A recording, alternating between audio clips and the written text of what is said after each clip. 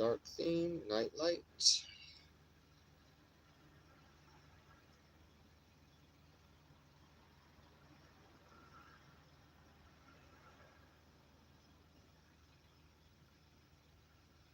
Oh, shit's reversed. That's alright. Alright, we're up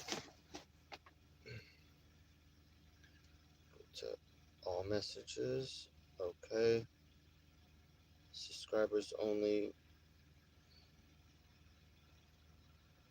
Subscribers for at least 10 minutes.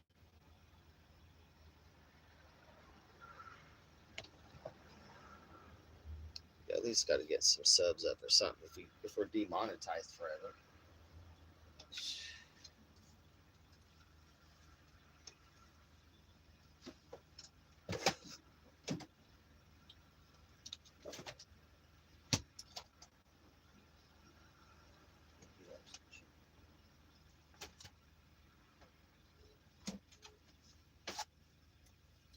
Straight up heat up some chicken.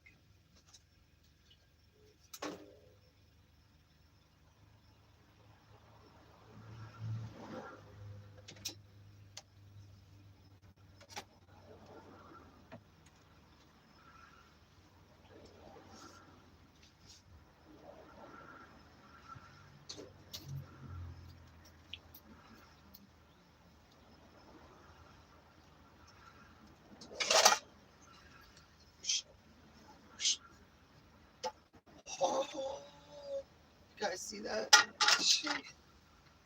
Straight up ninja chef. Straight up ninja chef out here.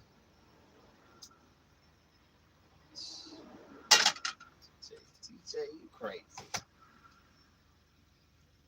Ninja chef. Oh, what the fuck happened here? Shit.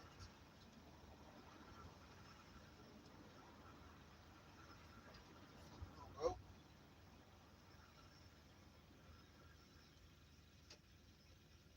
Oh, shit. How's that coming out?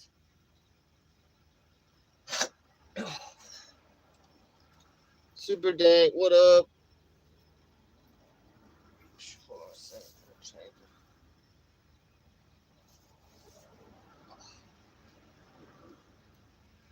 Take my wife beater off. Right up already.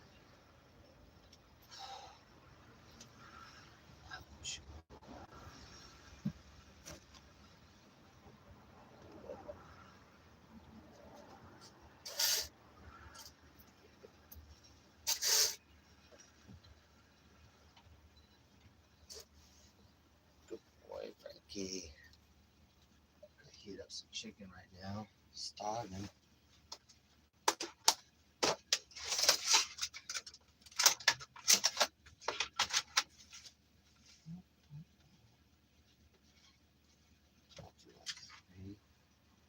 Three legs.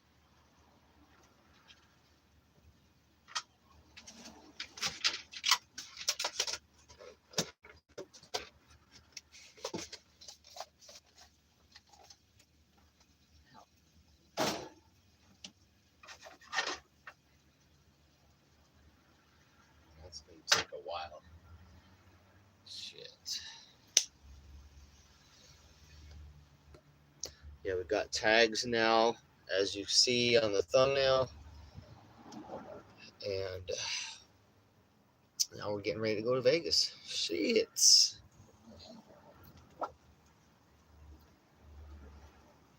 I got to do a couple repairs on the RV. So that's what we're going to do. And then getting the gas money up and stuff. But yeah, we got the big hurdle is over.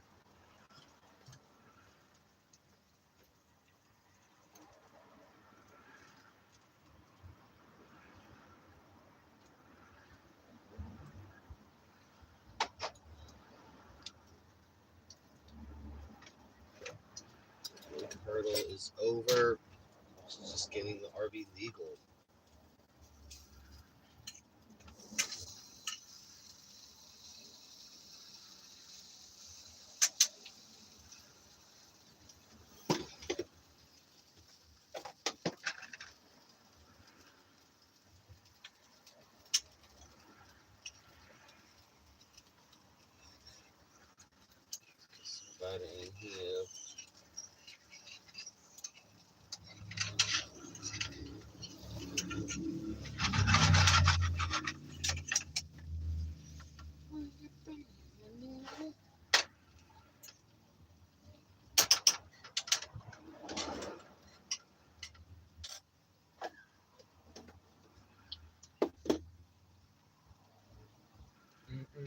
Hello, Trisha.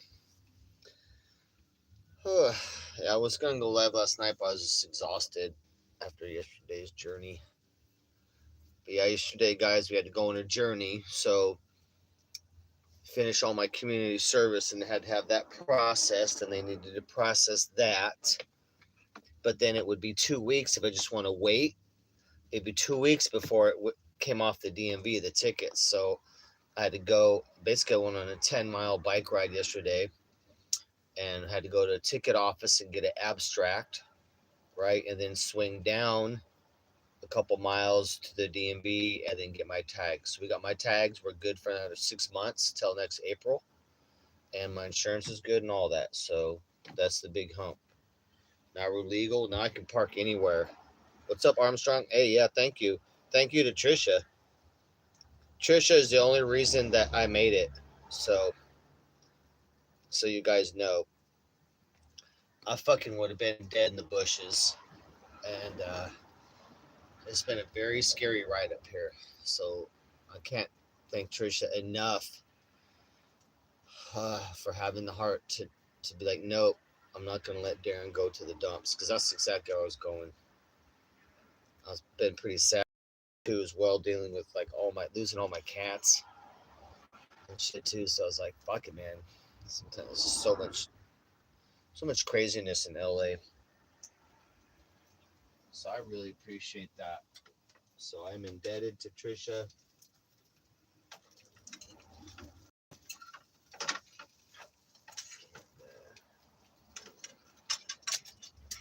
Who is also a Christian, and as we Christians stick together. It's true, Trisha. Thank you. Yeah, guys. So we're over the big hump, which is just being legal. Cause I'm completely legal, insurance and all that. So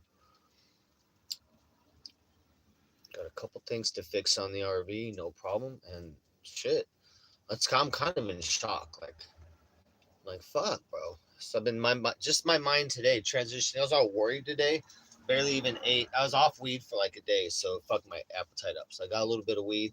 I was just thinking today, like, all right, fuck, we're getting ready for Vegas, and just get the plan down. And I know I'm excited, but I'm nervous, but it's scared too, dude.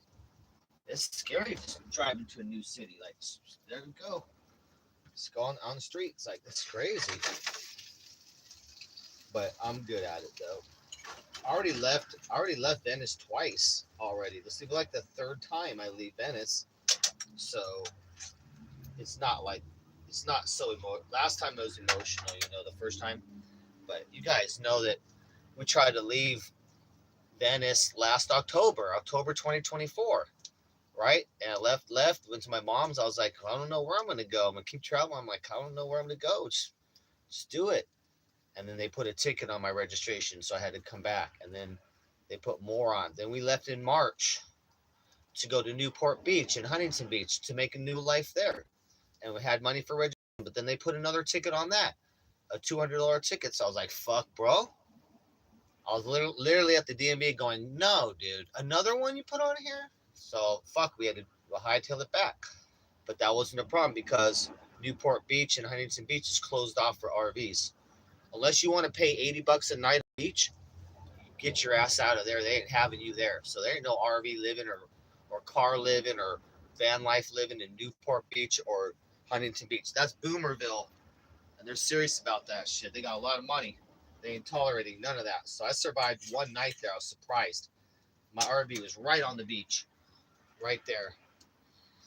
But yeah, so we came back, and then we've just been working on shit ever since. And then the city been hammering me since then. Since I can get back, hammering me, no registration, no registration, no registration, no registration, no registration. Bam, ticket after ticket. Like, if you guys stop giving me no registration tickets, I could afford to pay my registration. They're like, we don't give a fuck. Bam, bam. Cops threatening me and all sorts of shit, going, you ain't gonna do another summer out here, Darren. Straight up, and then give me the ticket, I'm like, fuck, guy, like straight threats. So fuck these motherfuckers, bro. Gonna get I'm fucking ready to go out of here. God damn, let me catch up on chat. They've been fucking, it's, man, they try and keep it here. Trying to take everything. Like, no. This has been my third time's a charm, dude. I'm out of here. Are you heading for work? Nice. I know. I am. I'm the real Slim Shady. It's real Slim Shady out here in this fucking streets. CPE. Okay. What up, Cats Karma? Yeah, I know. I can't wait. New City. It's been a long time. I only went to Vegas for the Grateful Dead.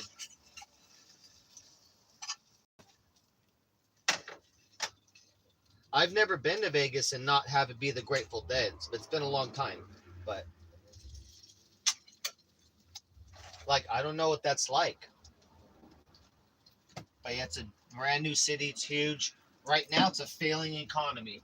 So Vegas is going down quick right now. There's a lot of YouTube videos about it. A lot of layoffs. Thousands of people is getting laid off. Vegas is spiraling down very quick. So we'll have to make a fucking tremendous effort. We're all we need is one part-time job. Really, I don't even need it, but we want one.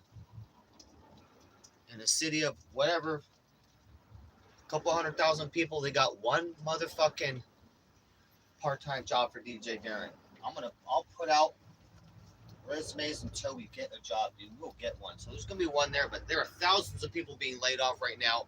They're gonna be trying to get other jobs. So it'd be like, if you're trying to go to Vegas to work, like, dude, it's fucked up. They're closing out. They've just been firing tons of people, the new casino's failing. It's all failing real quick. So we already have a contingent plan because as soon as we get there, we're selling the scooter. The scooter will be ready. So now what we got to do is do some work on the RV, and I need to finish the scooter on the bumper, so that and put ads before we go to Vegas. So I want that scooter sold in Vegas where we can register it for $60, right? Get it legal. The DMV, the California DMV wants $900 for the scooter. They want $900 for my motorcycle to register. Fuck you, California. I'll go to Vegas and do it for 60, and we're selling both. So we're at the minimum we're doing Vegas is to go there and dump the scooter, dump the motorcycle for 3 or 4 grand. That's a big chunk. That's like my car. It's a big chunk. So cash, if we have to live on the streets and just do that, we're good. We're good. But to be on my bumper and I can ride it to work or whatever, or get that for sale. So that's the plan. So we got contingent plans. We're good to go. Even if we stay on the streets, whatever, we're good.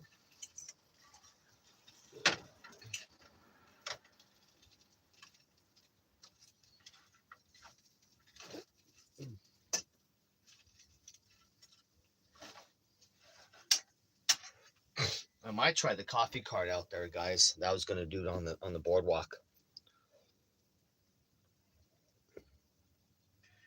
I can't pick her up on the way. A VP was supposed to call me again today, and she didn't. She's so flaky, like she's all over the place. So I'm like, I'm done. I already called enough times. I don't need I'm going to Vegas, dude. I'm gonna be out here in 2 weeks, honestly, dude. We could be out here in a week, honestly, to get shit done. So, Area 6, bro. You know what's up. First rule of Area 6, there is no Area 6. Hey, scared blackout. He ain't leaving Florida. Uh-oh. He knows how I handle shit, bro. He ain't gonna say none of that shit for me in person. He knows exactly how I handle shit and what I do. I don't know. I think has he personally seen me fucking stuff people? I can't remember. He knows what I do. He knows exactly what I do to people. He not gonna be one of those people video, you know what I'm saying, getting choked out with your own arm in fucking under 10 seconds. It's gonna be 5 to 8 seconds and done. You're done. You're done. It's very quick. Very quick, like dentist, like a shot. Very quick, bam, you're done, and then you in a fatal motherfucking choke at that point. Everyone knows what's there. Come on, man. Come on now. I don't start trouble, but I'll end it, though. I don't start trouble, but I will end it. I'm like a closer. I'll close. Like let's finish this deal.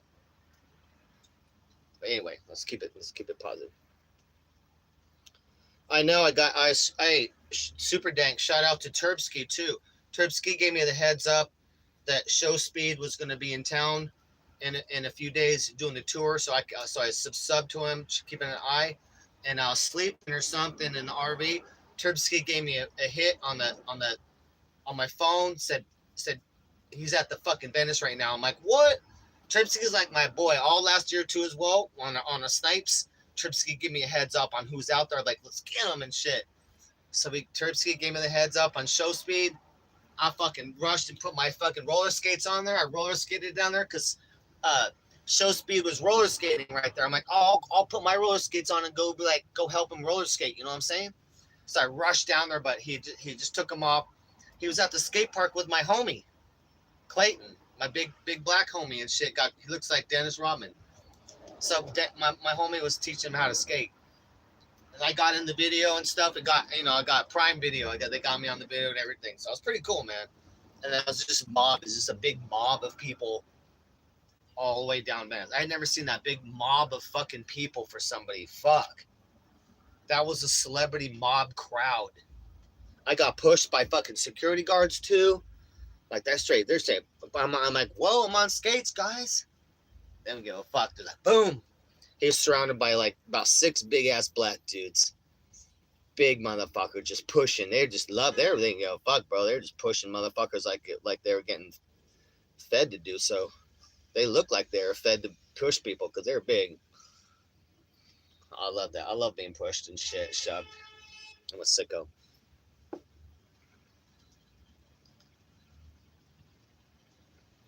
Turbsky going to bed. No, but I'm sure he'll visit. No, the race with the lifeguards, no.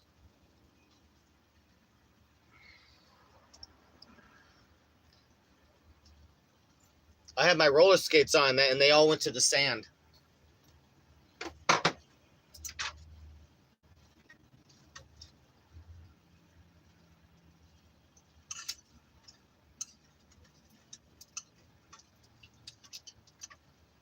No, it was cool. It was cool, and I just got a couple clips, and I can't even do IRL. I couldn't even do like a live, otherwise I've been live. But so it's good. It worked out great.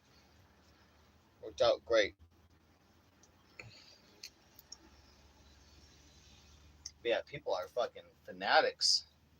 It's crazy, crazy celebrity shit.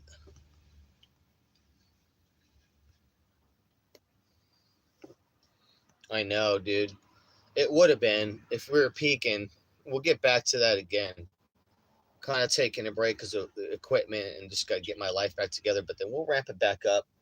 We'll get a phone again.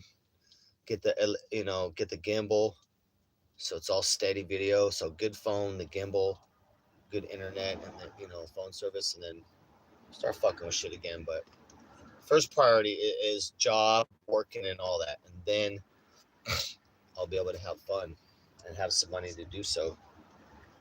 But lots of fun shit in Vegas to do. I'll find some new things there too. I'm gonna make Vegas interesting.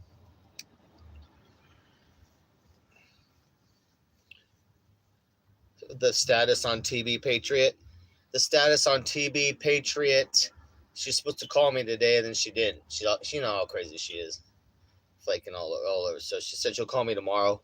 But I'm like, I don't know what we're gonna talk about because I'm leaving for Vegas. Vegan trying to live somewhere for some months. I'm like, no, I'm going to Vegas by myself. So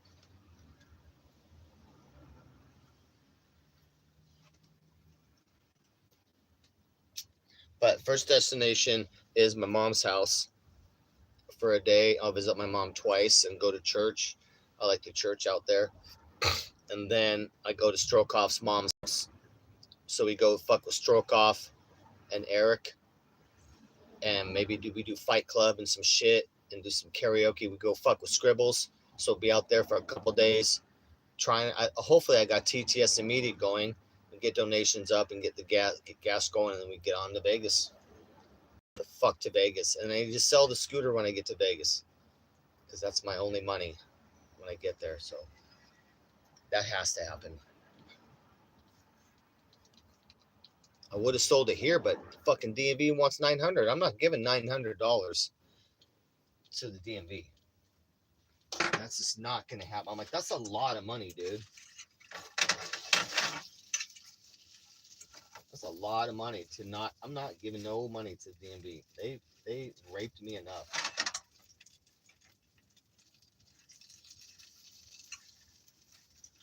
These guys are stupid, man. California is just outrageous for shit. It should be an incentive, you guys. It should be an incentive. It should be $10 to do a motorcycle or scooter because it's good for smog. They should be encouraging people to ride motorcycle and scooter, less people on the freeways and everywhere. It's just great. They should be encouraging that, not $900. Like my scooter might only sell for $900. How are you gonna charge someone? You should be encouraging people to ride scooters and motorcycles. So California's ass backwards.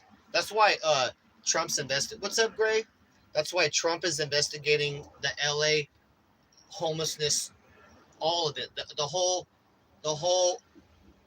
scam, all the everything that's for the homeless shit here in LA. It's billions of dollars that they've stolen. And oh, guys, I'm sorry. They just said they're missing 2.1 billion. 2.1 billion dollars is missing in the homeless fund. They don't know where it is. Guys, fucking, you know how much money that is? You guys, it just got that was just this week's news. 2.1 billion missing in the LA homeless budget. Like, where is it at? And then the guy for Trump investigating is like, oh, we're gonna find out where it went. He's like, we're gonna find out where the money is. In the meantime, LA shut down the LAFSA program. LA Housing Section Authority, that's a 5-letter thing. They shut that shit down because they're scared, bro. They're running. They got a fucking burning files. They're burning boxes and shit right now. They're deleting computers. They're smashing hard drives right now, bro. Because it's billions. You know how, dude, LA has a bigger budget than most countries. You guys know that. LA deals with more money than most countries. So it's a lot of money. So, it's just 2.1 billion missing. And it wasn't for the like 2 waters that they gave out to me like in the last year and a half. They gave me a couple waters. You guys, they saved my life. They gave me a couple waters and they saved my life. Like, nah, they fucking a mountain of nonprofits and social workers and psychologists and city workers and police. A mountain of people, like a upside down pyramid on the heads of homeless and everyone unfortunate on the streets. They make billions. All these people get paid billions. And they're insured. They got dental, medical, all the shit. Then they steal all the money too. In the meantime, they don't help out no RV lifers. They don't help no van lifers out. They don't help no car lifers out. They don't help no homeless. They make it actually worse. It keeps increasing. Like, oh, fuck, guys. This, you know how I feel about this shit. Let me check up a chat. I fucking hate corruption, especially when it affects me. I've seen that firsthand.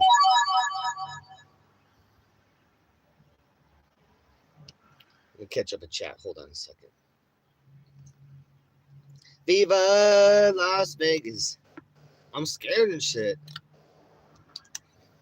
TV Patriot. Yeah, we're changing the channel name to TV Life with DJ Darren. Even though it's got a great fucking sound to it. You know what I mean? I could be like that TV prevention guy and make the commercials, but no. This sounds great. TV Life with DJ Darren. Hi, I'm Darren. I just show my daily life and how I live with TB and be successful still. Like, no, I'm not that guy. Unless the commercials paid a lot. Yeah, Fight Club. We do some Fight Club over there. Yeah, we go to have Fight Club over at the Strokeoff House. Trust me. Yeah, we got lights on.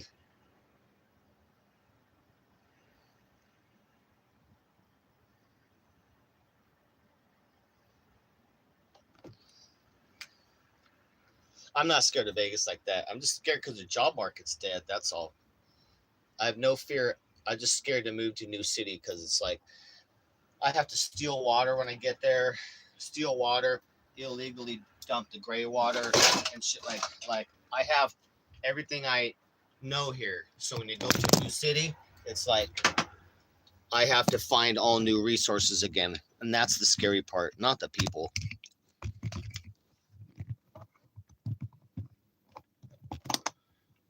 Like I say, like I used to say when I was a kid, I used to be scared of the creatures of the night until I became one. So trust me, I'm not worried about no people in Vegas. I'd only be worried like if I'm hiking in the outskirts of Vegas and a mountain lion comes up on me. That I'd be like, fuck, bro, I'm in a mountain lion fight. Otherwise, shit, no man gonna be care about no people, or gangsters, or none of that shit. But yeah, it's finding the resources and being steady again. You're like, fuck,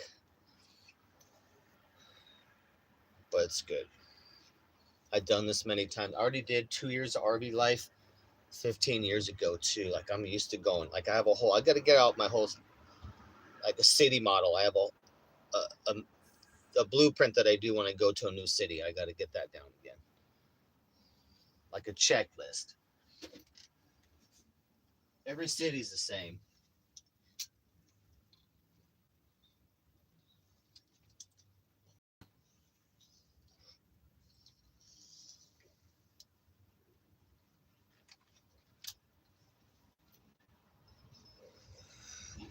Snakes. I don't like fucking snakes. In the wilderness, I don't like snakes.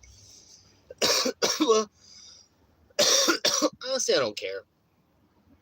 They ain't gonna get me.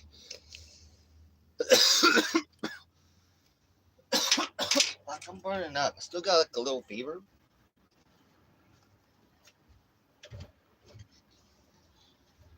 I'm gonna open up here a little bit. It's hot too. I think I got a little sunburn today. A little bit. It's hot this morning. I have Frankie out. Frankie met a new pit bull girl he loves, but she did try and bite him a couple times. She got kind of aggressive, but we handled it. It was a girl walking her, but beautiful female pit bull. Frankie was playing this morning. Had a good old time. Good old time. He loves the pit girls. He's a real lover boy. Beautiful. She had crazy white and in black spots, so she had some sort of mix of a different. I've never seen that color pattern on a pit. So she had a little bit, probably 5% of a different dog, which created the spots. Like it was basically white. She used a blue nose. She had white and little black spots, but then blue. It was beautiful color.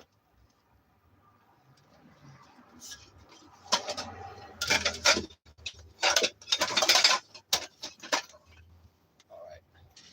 I did not eat good today, so I have some chicken right now.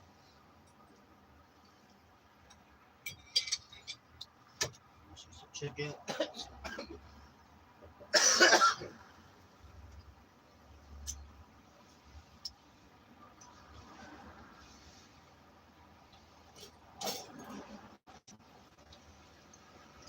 It was so nice to be able to park at the beach today, knowing that the meter maids can't do nothing about it. Because I can park legal. I mean, they got me. They got me a couple weeks ago. I fell asleep on the street on a 1 hour parking, and they got me. Now they did not tag anyone else. All the other RVs, they let go. They're fine. Cars, no. They got me and they left. I'm like, you motherfuckers, because I slept like 2 hours, and so they got me. That's how much they're on me. I took a video too. No one else was chalked. No one else was ticketed. Just me, the only one. Like they don't give a fuck. Who am I gonna tell that to? Nobody cares. City don't care. Discrimination, they don't care. They single my shit out. So fuck this place. I'm out. They really done some shit. We survived it, dude. These fucking bastards. I don't know why they got a hard on for me. It doesn't make sense because I'm the RV that moves around. My RV's clean. It looks good. I don't keep any trash. I clean the trash around my RV when I pull up somewhere, and I move all the time. Like I'm the best case scenario here, and then it's all downhill. There's a couple nice RVs, but I move the most, and I never park illegal anywhere.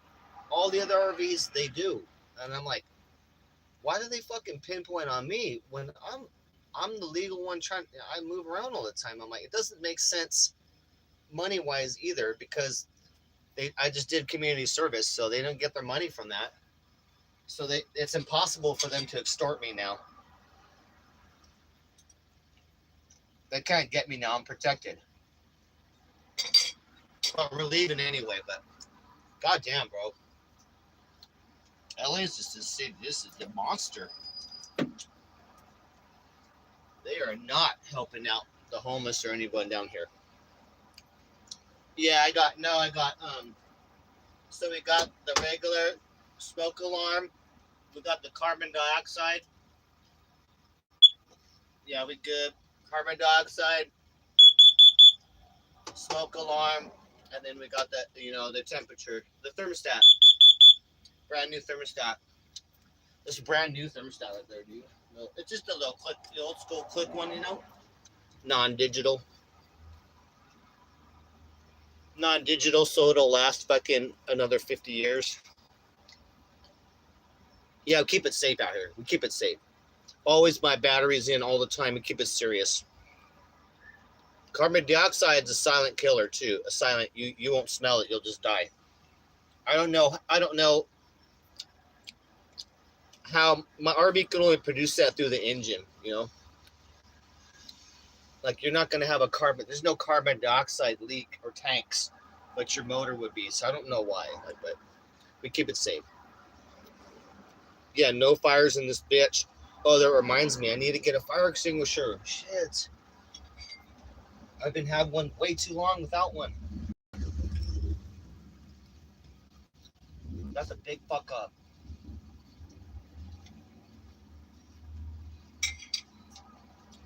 I'm gonna get that before we leave for Vegas. Fire extinguisher on board. I lost my brakes on my RV. My brakes are to the floor now on the RV, and the red light's on forever. Like my master brake cylinder is fucking gone. I can't add fluid. To add brake fluid to my RV, you have to take the radiator out and the fucking power steering pump out. All this shit in the front. Like, oh my god, bro. So we're just winging it. We're gonna wing it.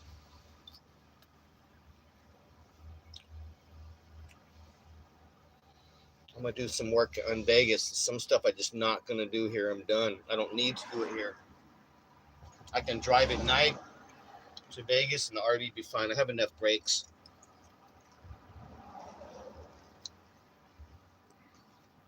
Yeah, no fires.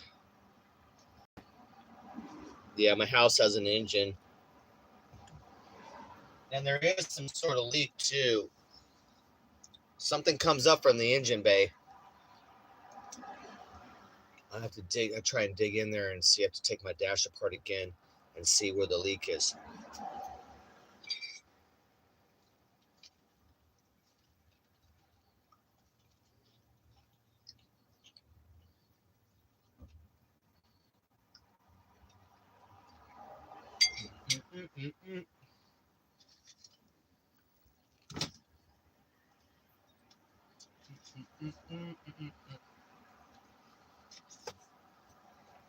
Oh, God.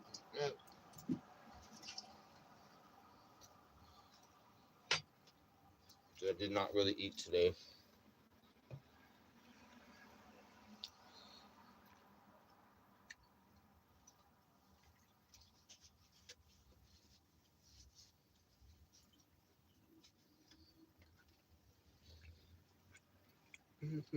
What up, Hollywood?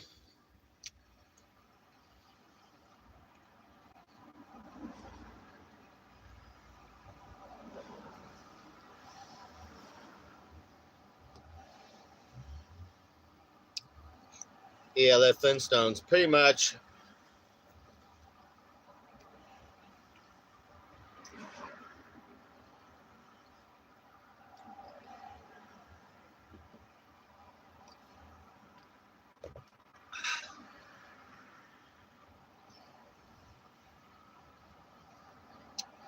Los Angeles always has a lot of commotion. They're fucking retarded here.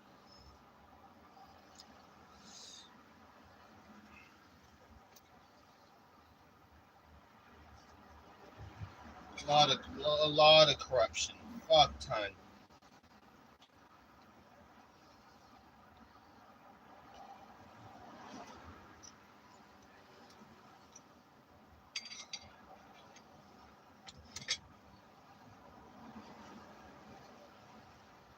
I like LA though, cause I grew up in SoCal, San Diego, and been to LA. My dad's from Glendale, here in LA. My dad's an LA boy, and his dad, it was from LA too. My family goes way back in LA. I trace my roots LA. We go back about 200 years here on my dad's side. So back to the start of LA. My family was here at the start of LA. Help made this whole city. My dad's dad was a real achiever.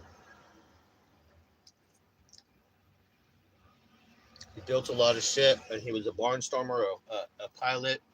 He knew the Rickenbacker family. He was an ace pilot. So he had planes. He built planes. It was crazy. My dad's dad was pretty awesome.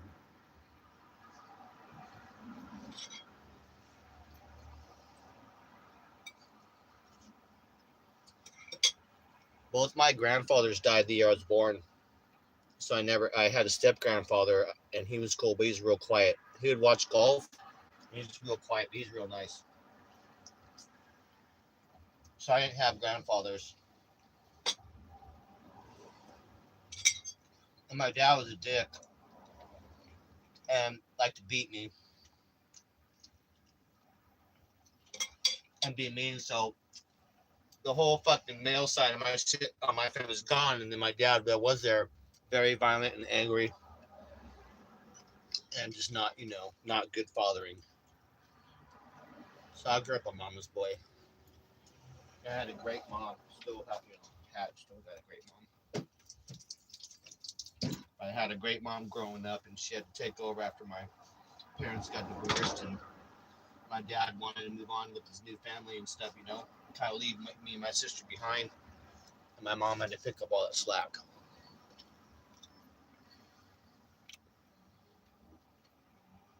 Last time I know, Trisha, it's been forever since I've been to Vegas.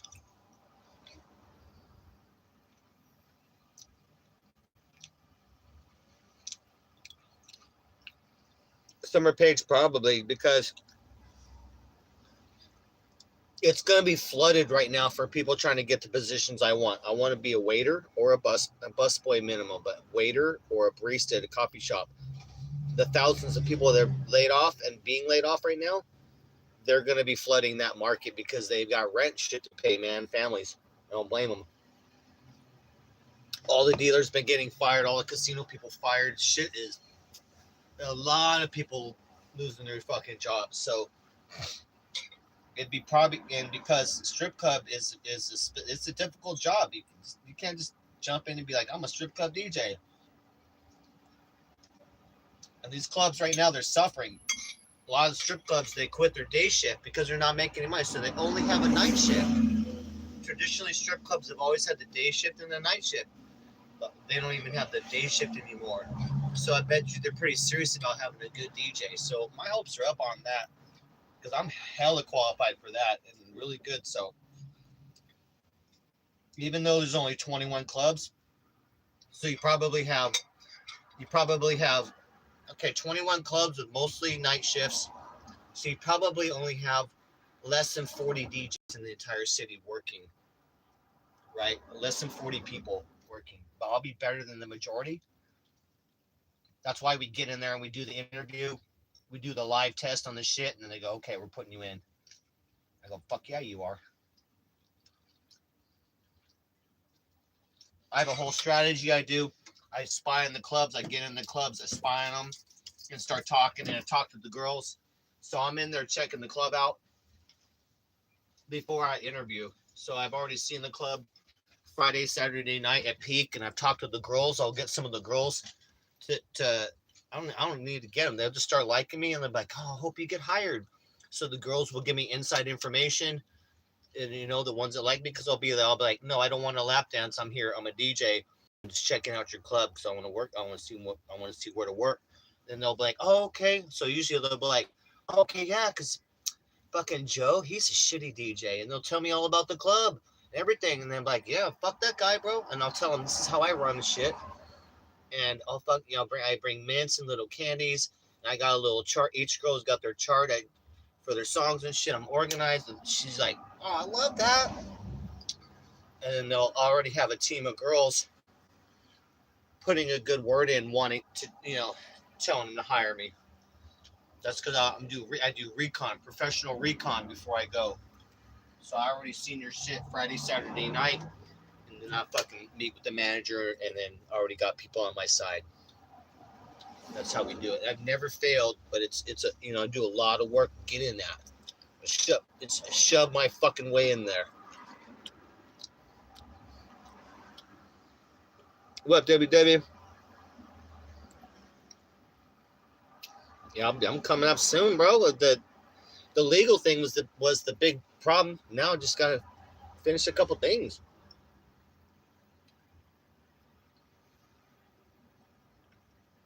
We may leave Venice in a week.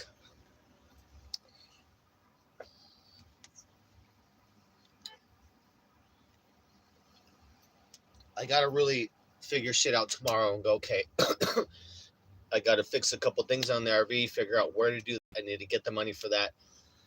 I gotta fix my tire. I gotta put my front right brake caliper on. I'll still drive with the brakes dead because that's a serious work. I have to have everything ripped apart in the front. And I have to buy a part and all that. So I'm not doing that. I'm gonna do that in Vegas. I have enough brakes to drive around the busy streets of LA. So I have enough brake to just drive to LA at night. We're gonna drive at night. No cars on the freeway. Drive at night on the freeway. Nice and cool, steady shot. We'll get to Vegas like 3 in the morning or some shit. Leave at like 9 or 10 p.m. Nice and cool, fucking straight shot.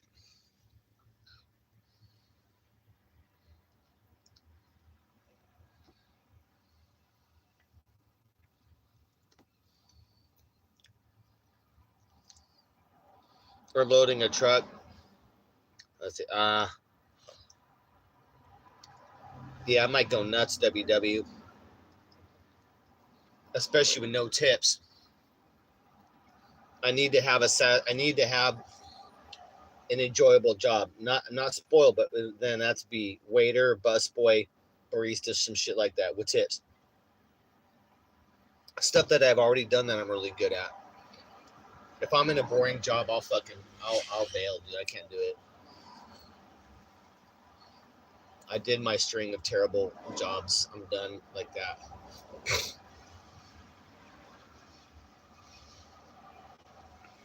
Proper planning. Damn straight, Hollywood.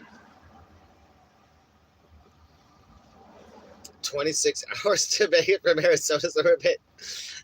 Like, what is it, like 5-6 hours?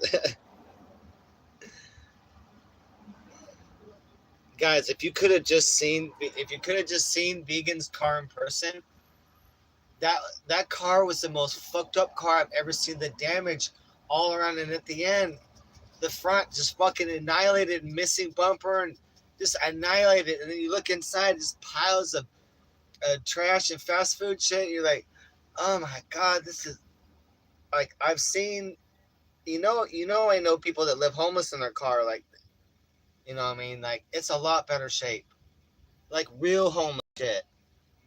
They're more like, man, that car was fucked up. When the tow truck driver came to tow that, he's like, why are we even moving this anywhere? They're like, we're gonna bring this to our yard. They ain't gonna sell that shit. It's gonna cost them money to send it to the scrappers. There's no usable parts on that car. on that car. Vegan knows how to fuck up a car like no one other, dude, that I've ever seen. Like, just annihilated. Remember that? And she spent thousands. She's a mechanic's. You guys, she's a scam mechanic's dream. I could have retired already if I was Vegan's mechanic. I could have retired. Shit. She spent 15 grand on car shit, mechanic shit. Like, oh my god, her parents and grandparents. Oh my god. Anyway, Vegan knows I love her, but that's people make poor car choices, and I don't know. It hurts more because I'm a professional mechanic, so it hurts. Like I don't like seeing people get ripped off. I just know how it is out there, and it's just especially heinous for women. They just don't know.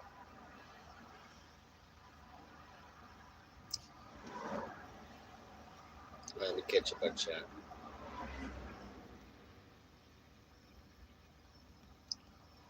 No, I'm gonna go across LA and I'm gonna see my mom for a day, and then 30 minutes east will be Stroke Off House and Eric. I'll hang out there for probably 2 days, and then on to Vegas.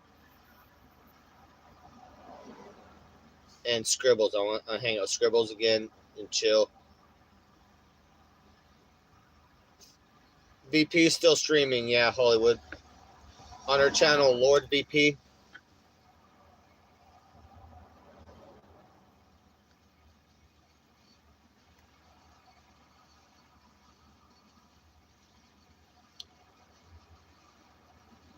I don't even understand. I can't get mad at your comment, WW, because I don't understand the last part of it. Oh, I know. I have fucked this RV up too, man. And we've had some. It is terrible having to move the RV 2-3 times a day. You will fuck your shit up.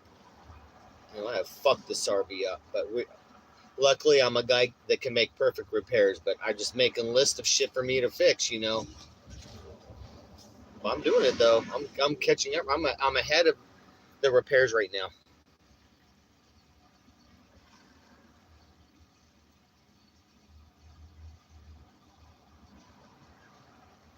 Oh.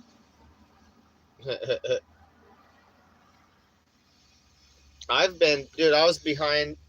I remember driving my cop car behind Captain Content, and he was driving behind the shopping center thing, taking a right in an alley, and there was a car there. He fucking scraped the whole side. Fucked that car up. I was like, Captain, you fucked that car up back there.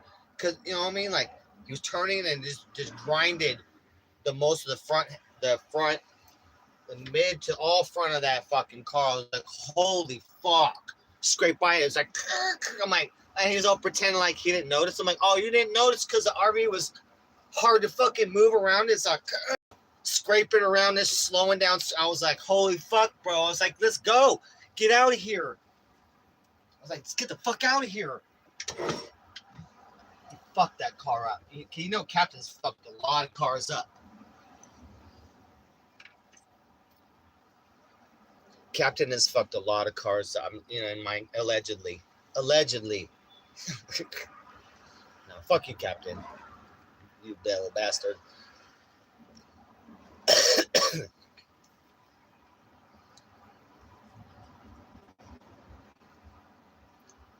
Captain knows he has an apology or two to make if he comes back to the United States to me. He knows this.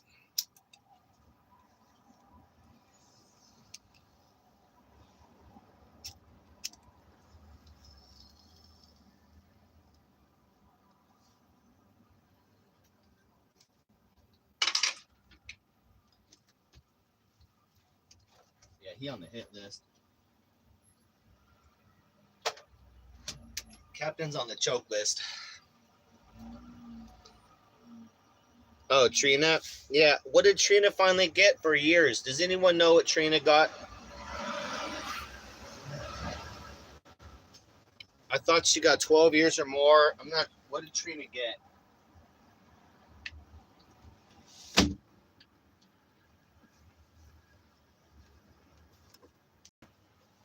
I don't know if it might have been postponed more too. I'm not sure if everything's done the sentencing, but I thought it was.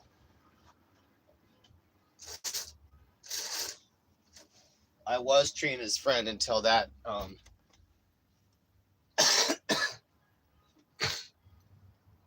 She got 17. Yeah. Great. I know, great. Well, that's kind of like IP2. I had to catch up and learn a lot, but it's too bad it's all dead now. It's all dead now. But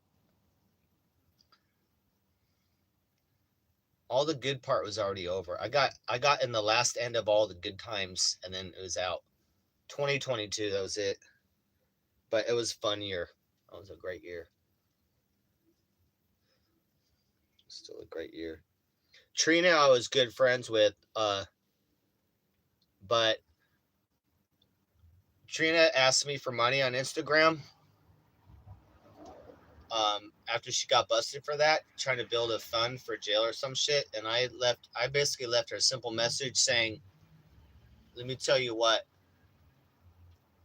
people like you are the ones who killed my older nephew because you want to go make $20 and sell a pill, and someone's fucking loses a family member, and you're a fucking a whore." And I basically said, "I wish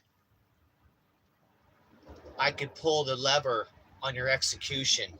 Like, I was real direct and real straight up. I'm like, "I wish I could pull the lever on your execution. Like, you're asking me for money.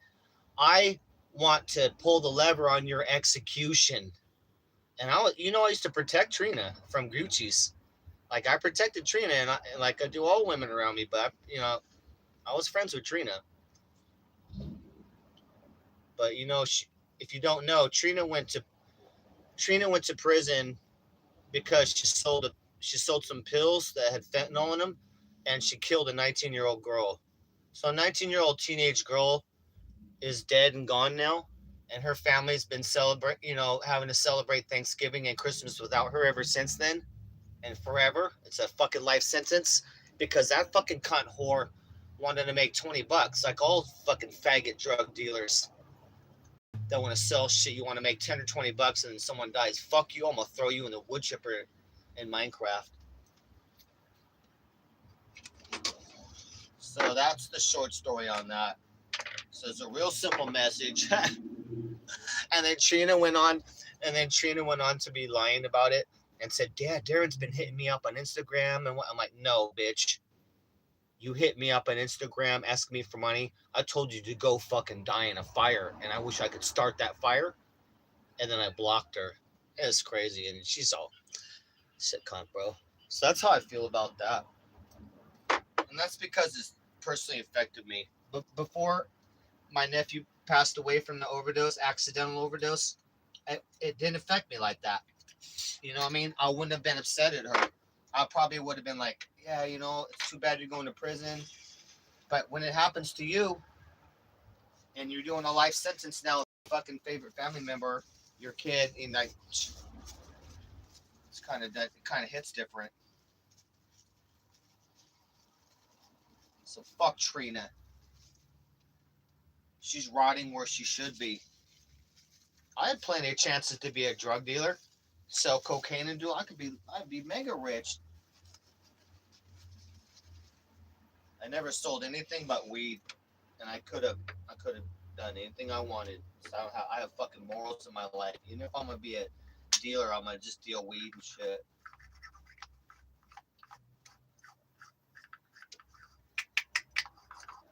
And acid back in the day, a little bit some acid as well. But that wouldn't kill you, dude. You know what I mean?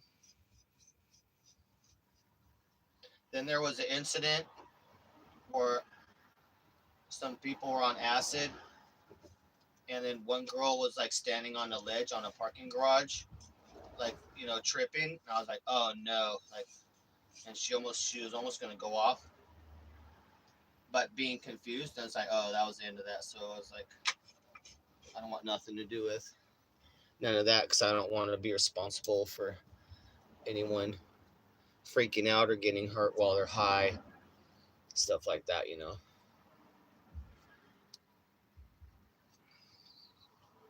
Let me catch up with chat. Got a little tangent there. And Trina knows they're fake pills. Everyone knows it when they don't got real prescription pills. They got street stuff. Everyone knows, and lots of street dealers. They know this shit. They don't give a fuck. They need to die. Captain. Oh, Frankie going with me to Vegas. I'm trying not to take him to Vegas. And look, Frankie already gets hot enough in LA. I'm like, he's not going to be a good Vegas dog. He's going to burn up. He loves going outside, running around. He won't be able to do that half of the year. Because just at the beach, it gets hot enough. And we're at the coolest part of LA, so yeah, we got to highly avoid taking Frankie to Vegas. And I don't want to. I'm starting over, and I need to be alone. Yeah, she knew there's shit in it. But you just never know how people are going to react, to the pills. It's like, and two out of five of those pills, they're deadly. So you don't know the amounts. So fuck all that's and like people that are drug dealers, they don't care about that. They're like, well, whatever. I gotta make my money. Yeah, like, well, get to prison, bitch. There's no justice for that because you lose family members and there's no justice. Even if we run you through a wood chipper, which should be the proper punishment. You should be run through a wood chipper publicly over like a public garden. So you fertilize, at least you fertilize like a garden in real life. At least you contribute at the end. But there is no justice. But a person should be executed, not fucking incarcerated. All this incarceration shit's got to stop. We got to bring back hanging. I'm for real, guys. The fuck we doing putting people in, paying for people to be in cells? Yeah, Trina was pretty ghetto. She's some ghetto kids too.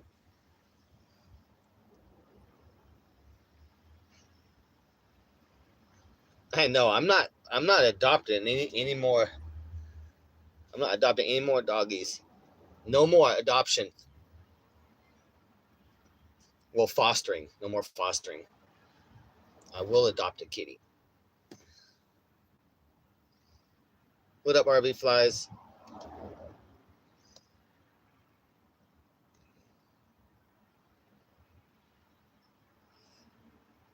Shouldn't get 20 years. Well, she's the final end. She's the end source. So she doesn't care about making $20 and a 19-year-old girl died. So fuck yeah, she should get 20. She should be executed. I'm all about execution. And that's because I lost my own it's my own family. I lost a member like that. Some motherfucker out there that just want to make $20 and don't care about that. I don't care. And my nephew did not want to die. He's taking it for pain. He had like 2 jobs. He'd take one at night so he could rest and wouldn't have back pain. So he wasn't like junking out on it. Not that he couldn't go down that road, but he was not no junkie or none of that. Not yet.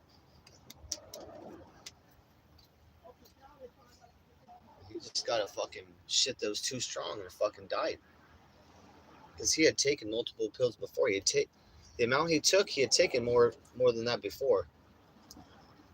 It had carfentanil in it too as well, which is like 100 times more stronger than fentanyl. So whatever he had carfentanil in it as well. So that was it right there. That'll kill an elephant.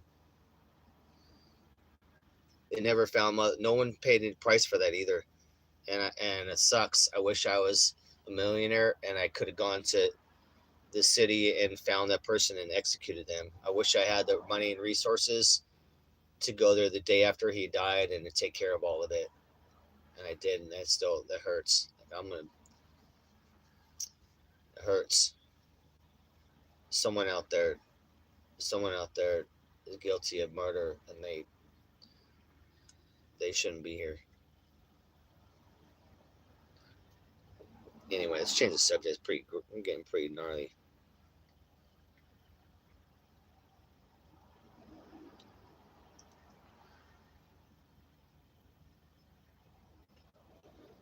Well, Trina killed somebody, WW. So somebody died because of Trina. Purposely. And she's not purposely selling, going, okay, I'm trying to kill this girl, so I'm going to give her this pill. No, but she's like, the pills could be deadly, and I want to make $20. Same shit. I don't care. That's basically the mindset. The pills could be deadly, but they're on their own, and they'll make the right decision. Whatever, they're on their own. They take whatever amount they should, and just don't do, whatever. And I need to make $20, so you need to be uh you need to be executed by firing squad.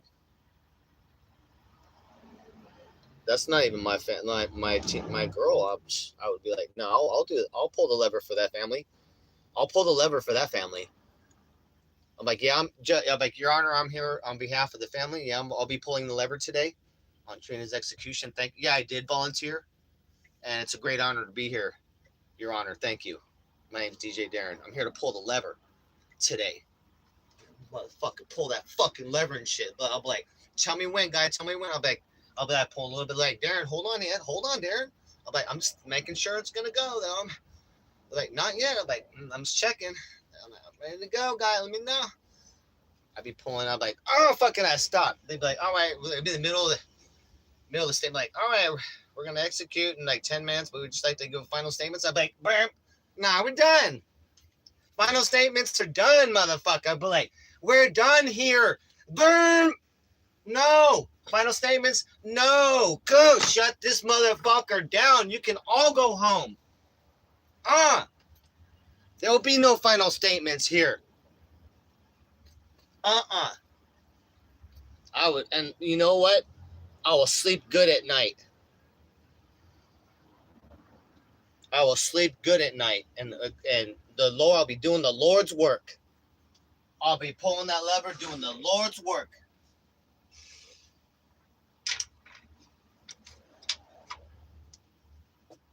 I'm like, I'm pulling the lever for the Lord today. Hallelujah. Bzzz. Hallelujah. Fucking motherfuckers, bro. Let it be clear. Let it be clear. I hope you don't come to my death row jail. You know what I'm saying? I'll make a good small town sheriff. That's all I'm saying.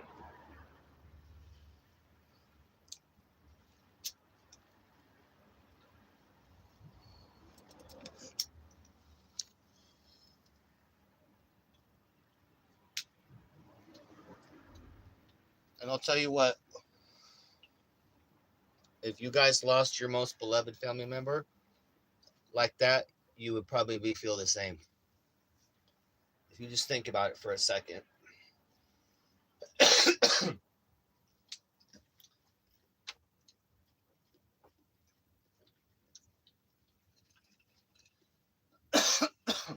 Yeah, I'd have no problem. I wish I could get paid from the state. I wish we could be like Thailand, where they just execute drug dealers. I'm like, maybe I move to Thailand and be the jail executioner and get paid steady paycheck. I'm like, do I get benefits? Do I get dental? I'm like, I'm really good at pulling a motherfucking lever. Do I get dental and shit? Thailand, how's it convert? Fucking, can I get a 2-bedroom out there as the executioner? Fucking sign me up. Sign me up. Sorry, guys, we were going a little dark there, but we're talking about some bad people that don't care about taking your fucking family members away. Nah, Thailand's messed up. I'm all about South Korea or Japan. Thailand's got too many gangs and shit. It's all seedy and shit. They got fucking too much sex trafficking, all that. I don't go for none of that shit. I like a proper Asian civilization like Japan. They're number one. Yeah, it don't matter if she's brought up poorly. Too bad. You kill someone, you gotta pay the price. Especially when you kill someone over $20, because you want to make $20. A 19-year-old teenage girl died, and their family is devastated forever. Trust me. I know, Graylin. All right, next subject. Graylin's stabbing a pumpkin right now. I know. I have to chill out.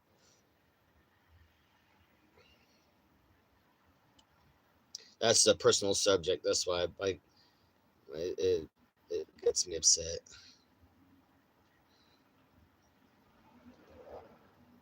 Yeah, I'm sure Trina was brought up poorly.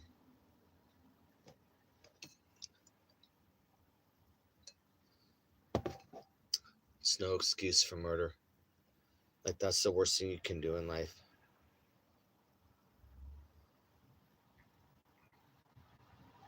Oh shit, they went into Kensington? Oh shit. That's a zombie land right there.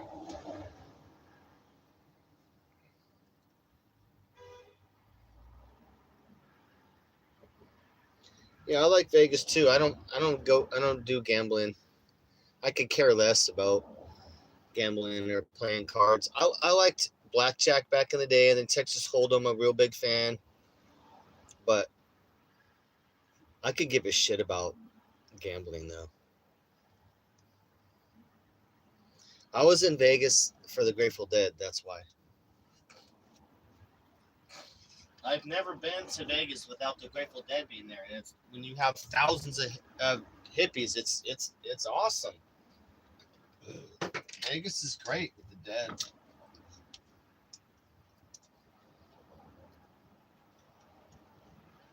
Wow, I forgot I got more chicken.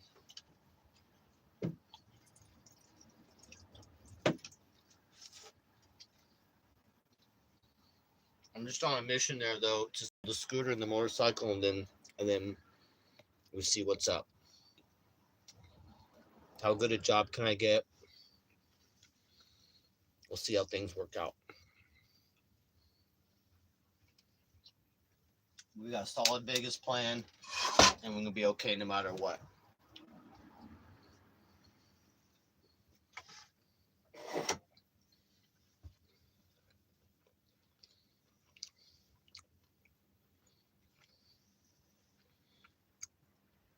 Yeah, Trina, you don't want to know.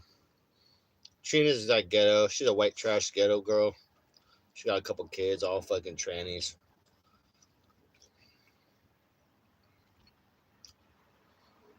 She's on. If you go look on my channel, Grayling, you'll see some clips. It may say Trina in the title, but if you look at my IP2 folder, you're gonna find some shit in there where Trina's in there. Probably where I'm fighting Gucci's and Trina. I'm backing Trina up. One of those I'm backing. I'm like, no, you're not gonna fucking get. I'm like, one of the videos, I'm like, no, you're not gonna get in Trina's face. She fucking made a cake for your birthday. Fuck you, Gucci's. It's like, fuck you, I'll go right through you. I'm like, no, try it. That's when she fucking smacked me, fucking punched me in the neck or some shit. That was a funny ass day though, cause Gucci's was fucking chasing Trina around the car, trying to like fight and shit. I was protecting fucking Trina, and then we had Lewis, Asian Lewis. I'm like, bro, go guard Gucci's. Lewis is like, oh my god, what do we do, bro? He was all panicking. I'm like, go fucking cover Gucci's. It's so funny. I don't have clips of that, but oh my god, that fucking night. That fucking night. I think that was the funniest night ever. Everybody there.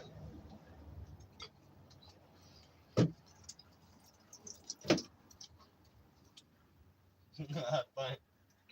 Going around the car and shit. I was like, fuck you, Gucci. You ain't touching Trina.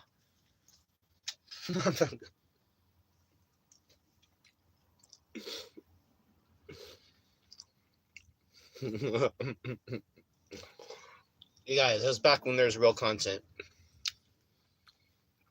This makes me crack up just think about it. Fucking hilarious shit.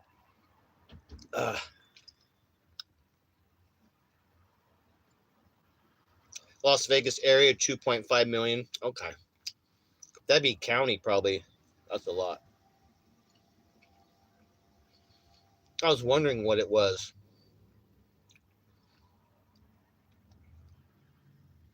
Oh, I used to ski in Tahoe all the time, Trisha.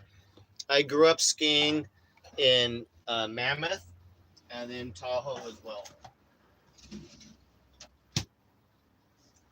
My parents had a timeshare thing in Mammoth for some like multi-level little condo thing in Mammoth. So when we get there, we have a place. Oh, it's so badass. It had a loft. It's all wood and fucking cozy and shit, snowing out. Oh man. So I grew up skiing. Well, of course, we go in LA. So Snow Valley, Snow Summit, and Big Bear. But a lot of times, Mammoth and Tahoe. Tahoe is cold, though. Fuck. I remember it being cold, but it's big. But I've done double diamond skiing on all those mountains. I was diamond skiing that shit by 10 years old on Tahoe and Mammoth. If you guys know what that means professional level. Diamond level slopes means that's the steepest you can get in the entire mountain. If you're skiing a diamond slope, like, you don't fuck up. If you're skiing double diamond slopes, don't fall, because you're gonna go all the way down the mountain. You may need to be paraglided out. And then we go off road a little bit, double diamond, but you can go off tracks too as well. I didn't do too much of that, but be tearing shit up. Because my uncle was a professional, and he trained me from when I was a little kid, man. My uncle would hold me going down the mountain like 60 miles an hour. I remember crying, going, "Oh no, I'm scared." My uncle is insane. So I learned by trauma, because my uncle would be taking me down the mountain so fucking quick, like I'd be crying. And then I learned pretty quick, man. I was like, oh fuck. Like, we didn't die. I'm like, oh fuck, I thought we were gonna die. He's like, we're good, kid.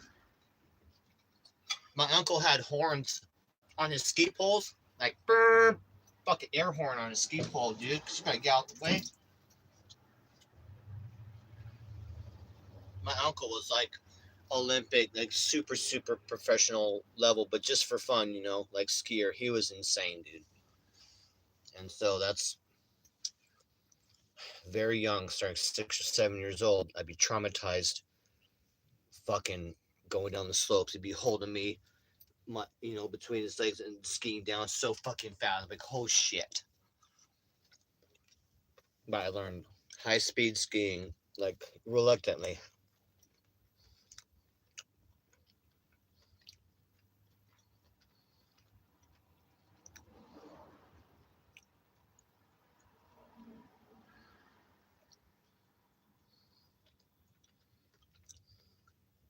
Oh yeah, fucking Sunny, burn goose shirt. I got that clip on my site. I was fucking so funny.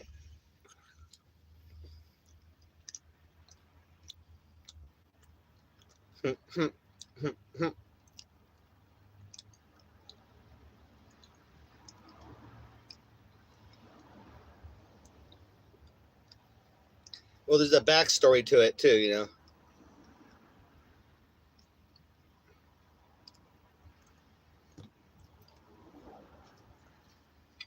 She kept N-wording it too. Like, there's a backstory to it, but I like Sunny.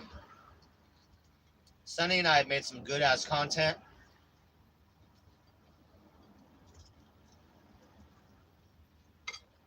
And we went to the dark depths of Tijuana 2 nights in a row. We tried to film down there, but we got shut down by cartel. But when Sunny and I were walking around the red light district for the second night in a row,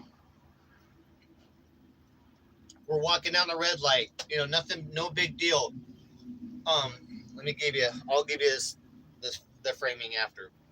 All of a sudden, from all multiple directions, a truck, couple cars, all plain clothes, rush up on us. People jump out of shit with balaclavas and ski masks on, machine guns and shit. We got all surrounded and grabbed. So me and Sonny got grabbed and put up against a truck, and they're like, drogas, which means drugs. I'm like, no, drogas. Fuck no. And so they checked us, checked to see what we had on us, what we were doing there. But yeah, dude, no badges, no nothing. It could have been cartel, bro. Like, I don't know who that was, bro. No, but there were no badges or nothing. Just plain clothes, machine guns and shit. Swarmed me in fucking Sunny IRL. That was in Tijuana. And then they checked and let us go. And I was like, oh shit, Sonny. I'm like, bro, welcome to motherfucking Tijuana. He's like, what the fuck, bro? I'm like, yeah, that's basically them saying hello and giving you a hug. That was a fucking night. And then we went on to continue on having a good ass time in fucking the red light district. There's more to it too. That fucking too crazy. It's crazy nights. We found a level in a club hidden that was a big fucking heated pool with 2 stripper poles in the thing. Oh my god, dude, straight out of Scarface. We got shown a room straight out of Scarface, and we were like, fuck. We're like, should we come down here and make fucking content in this room? Like, rent a place and make content in that with strip? Oh my god, we started making plans for that because the space was so crazy and we were streaming.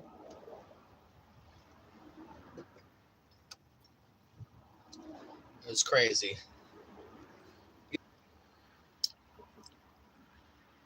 She loved me, but she hate me though too. But she loved me though too. Oh shit, the whole RV just moved. What the fuck, bro? Yeah, I'm getting dizzy. Yeah, Trisha, he had an air horn on his left ski pole. I'm not joking. There would be nobody fast. You could be in the Olympics, and my uncle will fuck you up. He'll probably knock you. He'll probably trip you too. My uncle will be like, he'll do some dirty shit. My uncle was a professional wrestler, Fresno State and Madera, and look, he went on to become an English teacher and a wrestling teacher. Now, my uncle's teams went to American championships, so his teams were national champions. Let's just put it like that. If my uncle's the coach, that team is the national champions of America. You know what I mean? Like, he's nuts, and he know dirty shit too. So he'd be like doing the claw on me and shit, like the finger going the claw and then the underneath the rib, like ah. So he knows some nasty, painful shit too, like within wrestling to like really put some illegal pain into you. I'm like, oh, and you know what I mean? My uncle he was fun, but that's why you think I was so aggressive, you guys. My fucking uncle was nuts. Got instilled with insanity when I was young. My dad was like, kind of a gentle, kind of boring, like accountant. My fucking uncle was nuts, a nuts athlete. And both track runners, and I was also a track runner. I went to championships. I was the fastest in San Diego. So we are all runners. Sunny's still streaming, not that I know of. Hold on, I gotta catch up here. All right. Yeah, Goo got her ass beat in Venice. And her hair pulled out too. Gucci's got beat in the fucking face and her hair pulled out, and she still has probably a bald spot, a little 1-inch bald spot from her hair being ripped out by this black chick on the boardwalk. And Gucci's, I think she walked on somebody's paintings. I don't know, but she fucked around and she found out.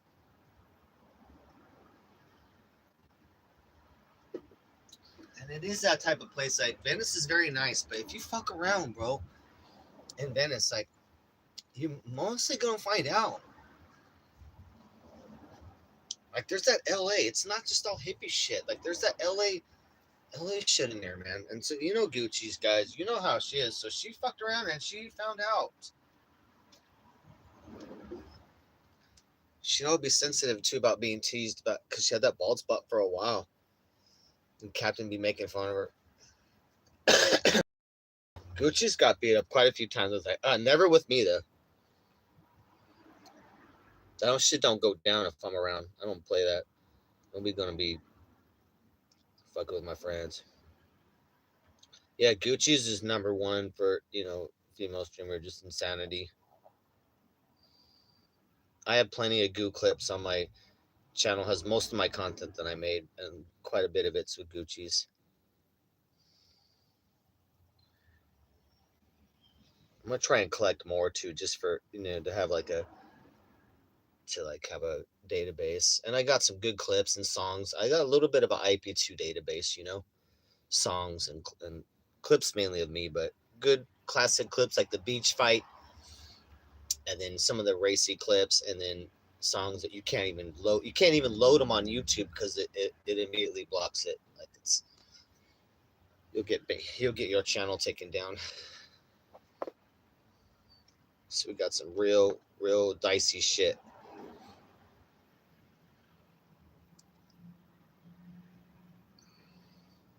Oh yeah, Ski Mask, Grayling, yeah, and Ski Mask slapped her on the head twice.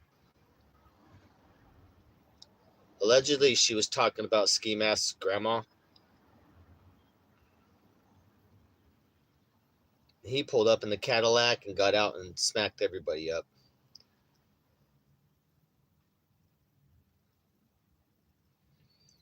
Yeah, yeah. WW. JJ actually ran away. JJ ran away when Ski Mask pulled up. He fought stopped speeding real quick, smacked him in the face, and went up and smacked Goo twice. JJ ran away from that whole thing. Didn't protect nobody. At least Stop Speeding was there trying to defend. Yeah, the name of the streamer is JJ. Stop Speeding could have got back in, but he got punched in the mouth. But he still should have fucking jumped in and tried to prevent Goo. But JJ ran away, and there was I don't know who else the other cowards were. All cowards. Like, you know what I mean? Like, Gucci's was not my favorite girl, and she always treated me like shit. But I'll always protect any female in our clique like they would be my mother. Like they have the protection like they would be my mother. I don't care what my feelings are if I don't like him or not, whatever. But like, I ain't letting no one smack up no girl around me. You're getting fucked up, or it's gonna be on. But some people are just some people are just not aggressive or just scared. That's why these guys they're too beta. You can't be having girls get all smacked up in front of you. The fuck's that all about, bro? That is not no reality in my fucking world. I wait for that shit. I'm like, then I know it, and I know I'm justified in going to choke a bitch out, like choke a motherfucker out. I'm like, oh, good. Like, all right, I'm justified on this one. I'm looking for that target.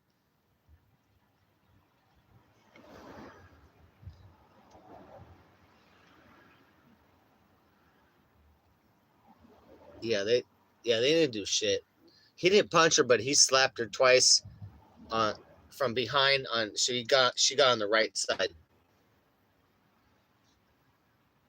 I don't know who else. Yeah, 4 healthy men. That's right. Well, Stop Speeding did take a hit and was kind of scared after that. Like fuck. But he should have still pressed.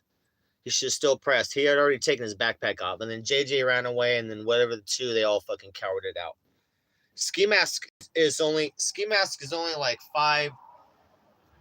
Ski Mask is like what, 5'7", 5'6"? He's not tall.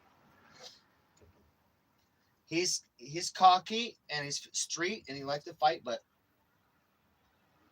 he's not no expert fighter. I mean, he's not fucking tall, so.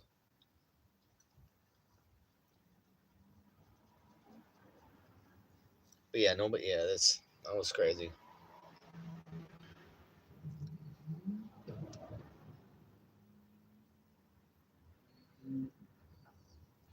I liked, and when Sunny burned her shirt, like she pulled out half of his dreads.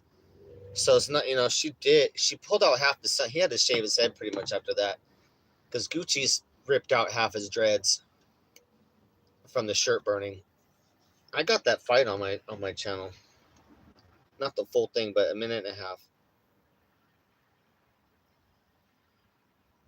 Pouring rain. Oh shit. Well, that's Washington. That's What are we in? Late October. Yep. If it's gonna snow at all in Seattle area, it would snow in November.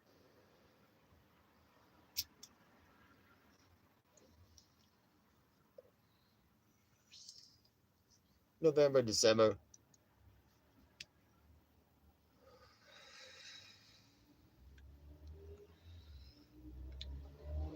Yeah, yeah. Remember, she only got her shirt burned,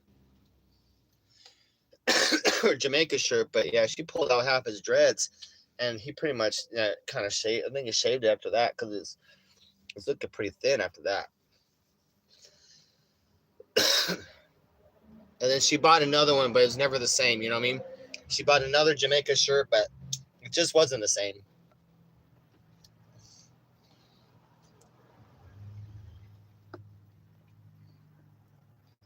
Oh shit!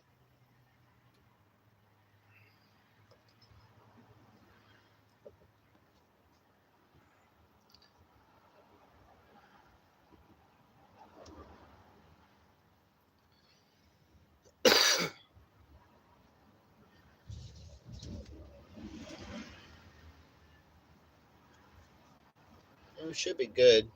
I got good stream on this end. Got good internet right here where I'm at.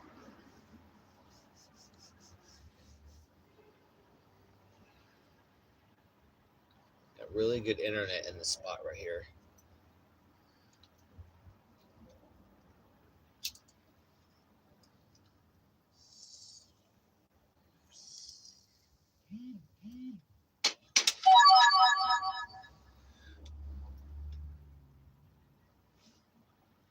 Frankie met a cool pit bull girl this morning. He was having a lot of fun. But she did try and bite him a couple times, but it's okay. But she's real hyper. I'm like, good. My boy's hyper too. And like, let's go over the grass and let him play. But they had a great time. So he loved the girl pits. Frankie's a good boy too. He's not aggressive at all to the female doggies. The males sometimes he might be aggressive.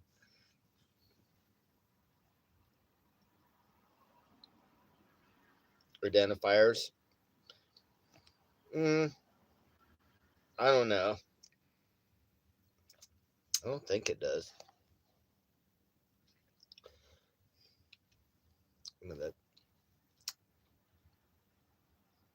No, it doesn't. It's all. It doesn't have no. Doesn't have no identifiers.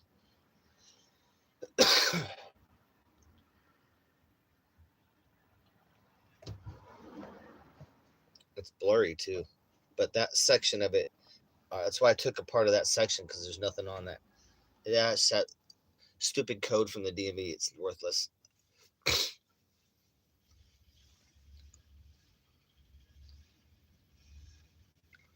I ain't worried about it either, dude.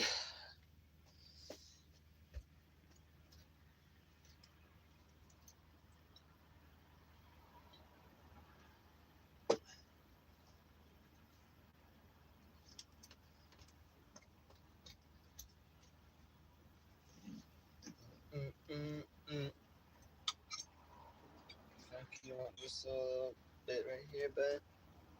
There you go. I'll scrape some stuff for Frankie here. Scrape some chicken for Frankie. So I got these drumsticks. Yeah, we get you some skin, fried chicken skin and things. You love it.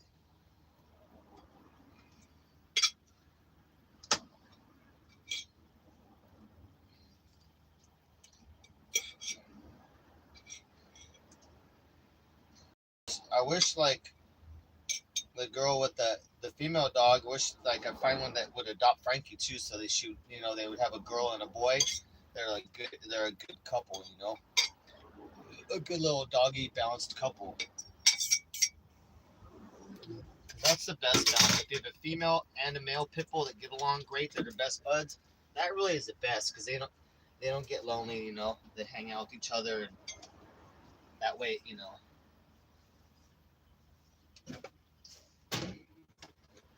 Pits are like big babies, though. They want to snuggle you and be close.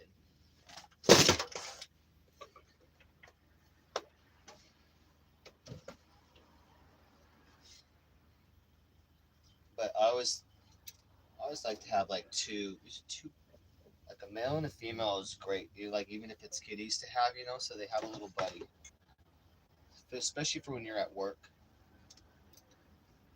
That your animal has a buddy.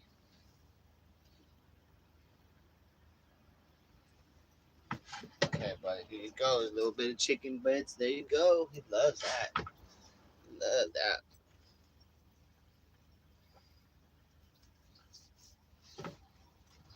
Shit, I'm tired, dude.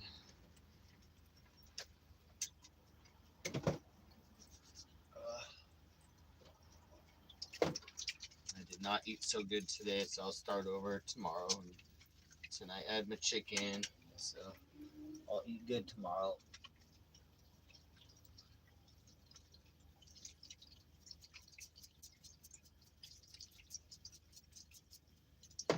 Really, I gotta let go of a lot of stress and fear from being hunted and just realized that I'm legal. Like it's hard to believe that I'm legal and I can park anywhere I want, and it's like fuck, okay. Part of me is in shock. I'm like, all right. I guess I'm like, all right, I gotta fix the RV now. So it's like decompressing. I guess I was grumpy today too. It's like, and I know it's something to do with like processing that, like, and angry too, being angry at the city, like putting me through all this shit and giving me tickets and trying to take me out. It's like, just gotta really let it go, get that worry and the anger out of me, and it's and now we're on to the new steps, things I could control, which is fixing the RV and all that. Like those are within my control. My body, my RV, taking care of things, I can control all that. So it's great. Now we're just gonna fix shit.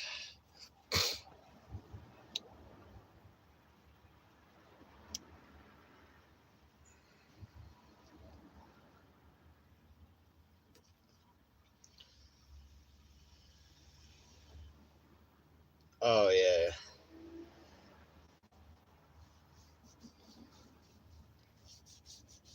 That probably would have been Blade.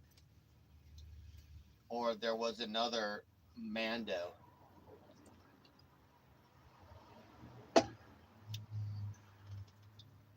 But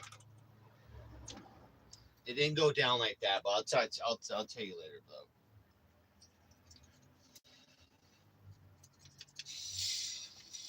Yeah, both Blade and Mando were both in positions where Gucci was passed out or pretty wasted, and they hit it. But it was already a situation where they were fooling around a little bit. But still, that's like. But now Gucci's trying to make it more of a big deal. But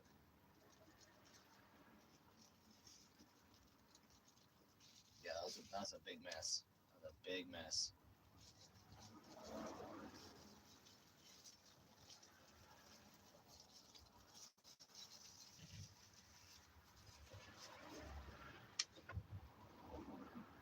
What you think, pups? You had a good day today. We went out 3 times. We went out 3 times today, twice at least.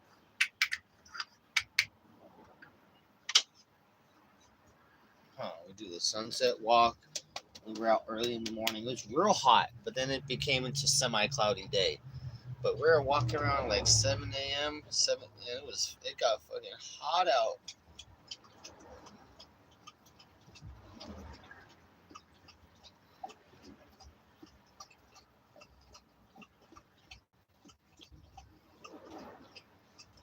Yeah, the one clip you probably saw was Blade on top of Gucci's or something in the back room or something. But Gucci's went back there, and Gucci's sleeps with everybody. So it didn't go down like that, but still like a sketchy situation. Yeah, I don't put myself in situations like that. Fuck that, bro.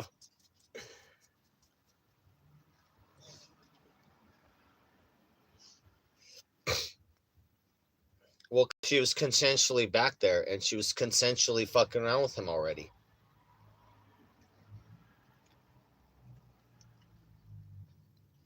I think I have to watch. I have to see it again. I'm just going back from memory. Like I don't have any of the clips of that. All the clips I got are stuff of my shit that I done.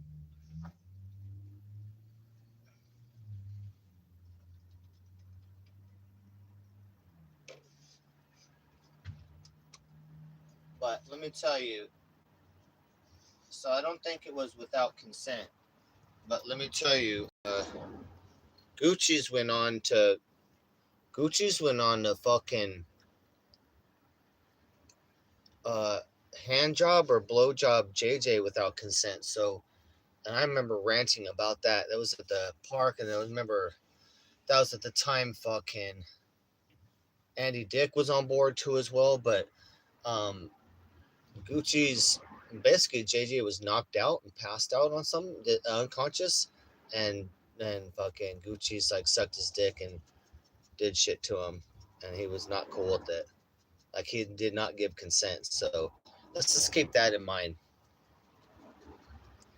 And Gucci has slept with everybody except for me. I might be the only one.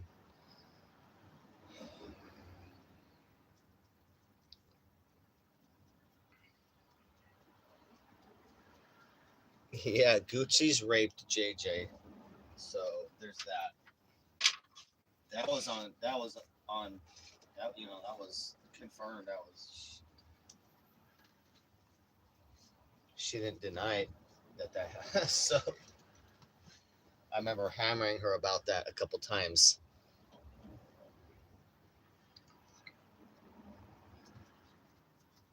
But yeah, insanity.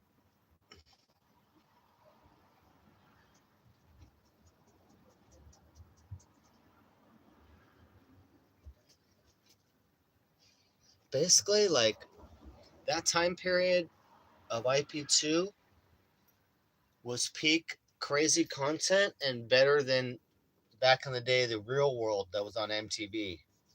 So it was even more. It was really real. That shit was crazy. But yeah, insanity. All then that's why people like to watch. Super toxic and super. You never know what kind of fucking shit's gonna be stupid. Who's getting arrested or what's gonna go fight. All sorts of shit. Oh shit. Shit. No, they don't. They.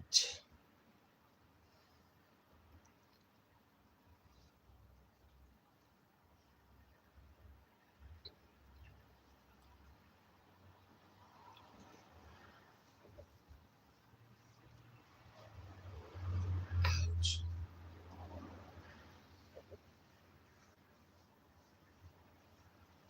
Yeah, I don't know what the future holds for IRL.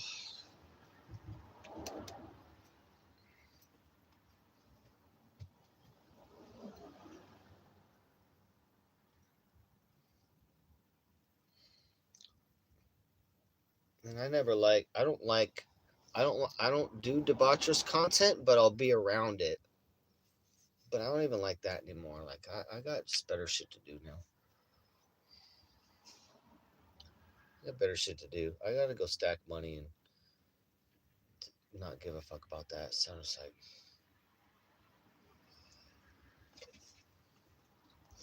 oh Frankie, I fucking gotta get Frankie a house. The F, huh, Frank?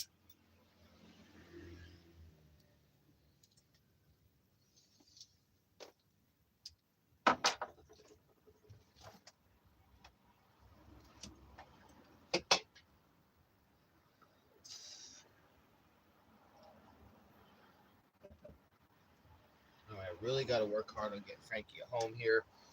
Uh, so I'm just about my priorities now. Now that I'm legal, like, all right, now we gotta attack some certain shit. That's getting Frankie home. Getting Frankie home, working on the RV, and finishing the scooter are our three things we're gonna fucking knock out. Shame. Everyone loves Frankie too. I'm like, you guys need to adopt him then. Every time we go out, people are like, that's a beautiful dog. I'm like, adopt him. He's time to go home today. Huh, bud? I know. He's a good boy too. Yeah. What do you think about? You're freaking bad boy. Huh? Yeah, your dog is bad.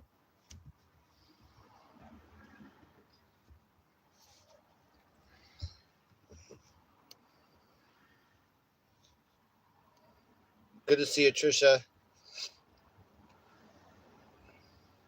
Yeah, peaceful life is the way to go.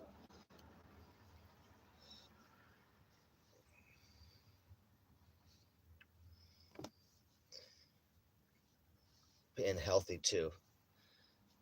I'm always working toward more healthy and more peaceful life, and enjoyable too. Good memories, quality of time, and also at a job too. I wonder what type of job I'll end up in. I'm gonna have something in Vegas. I'm very curious. Like, what's it gonna be? Well, let's hope it's a badass job, and I just get along with people where we can just work and make money. Like minimal work drama. You know, I hate places that jobs are like a bunch of drama. I won't stay there. I'm like, do any of you guys like to make money, or you guys just like to fucking talk shit? Some shit, you know? I'm like, fuck.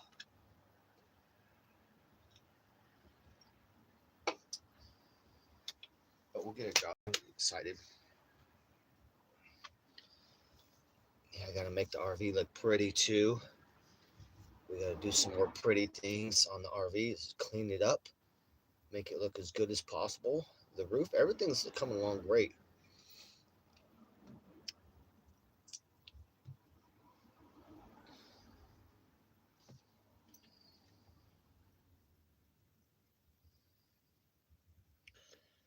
Yeah, that's just a taste, Grayling, of the of shit. It's just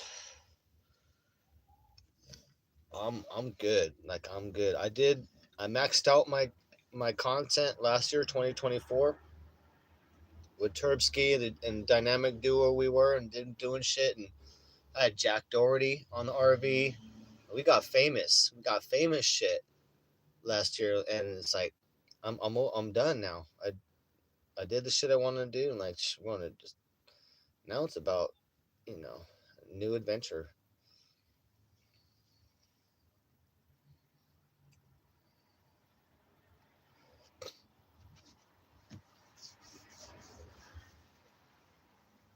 Yeah, we did like more than expected last year. So I maxed it out for as far as streaming and IRL.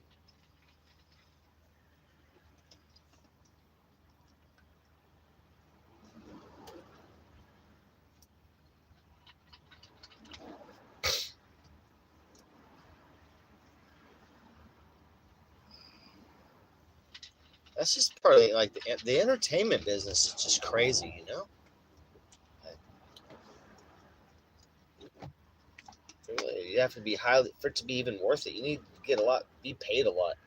Entertainment business is crazy.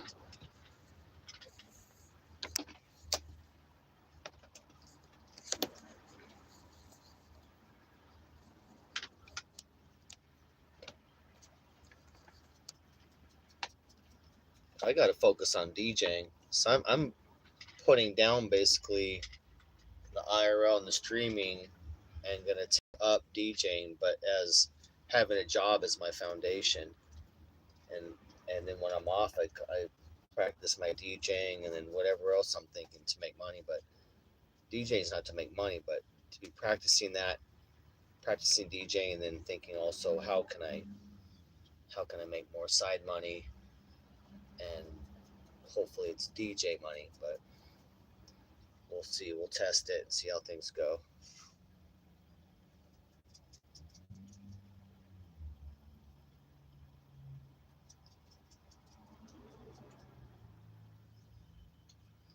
I know that if I go to Vegas and get hired at a strip club, I know that I could double their business.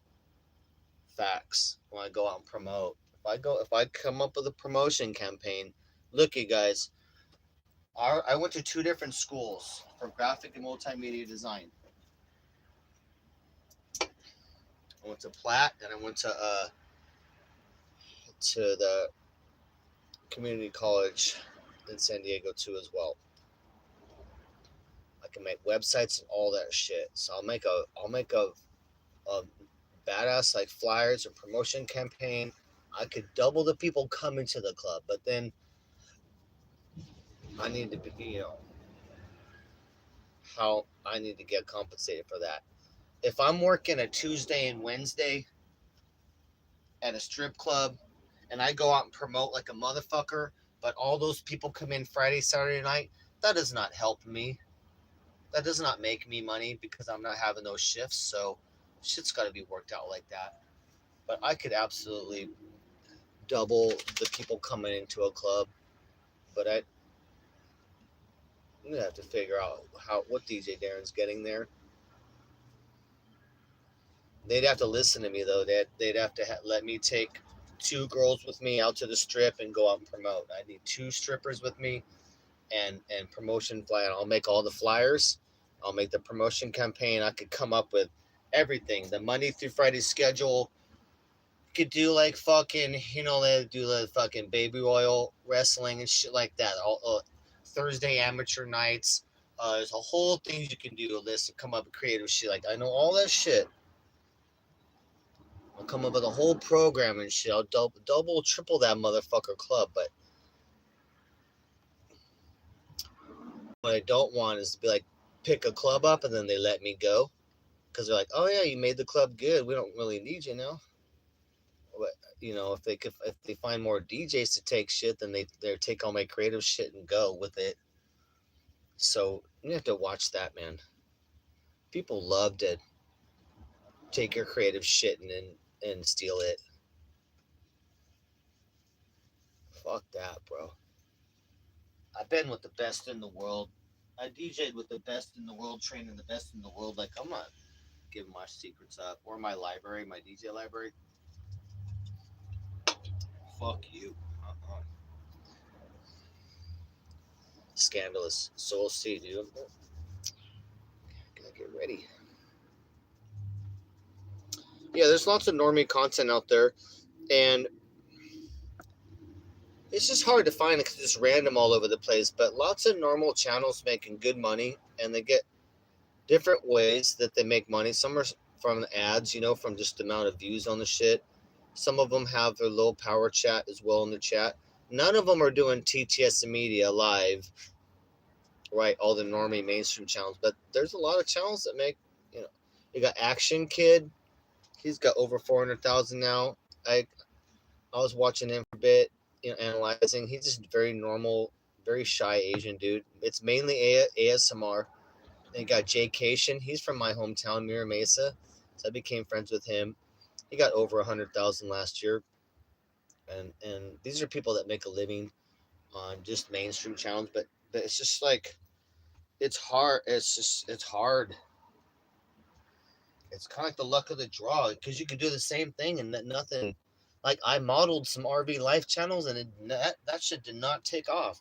Like the repair and whatnot. Like I was doing more normie shit, but those videos never got shit. But then you see boomers or people like they've got thousands of views doing like normie RV life shit. I'm like, that's what I was just trying to do. The normie RV life sector, but be kind of like, instead of be a senior in that, I'm like kind of a younger and cool, like the hip. I'm like the skateboard doing the crazy shit. And so be more exciting because I figure, fuck, they have enough boomer channels and enough older folks doing RV life. I'll be younger, the little spiciness. So add some X Games in with the RV life. So that was my view, but like there was no, like, never got picked up or no network on it. And just never know.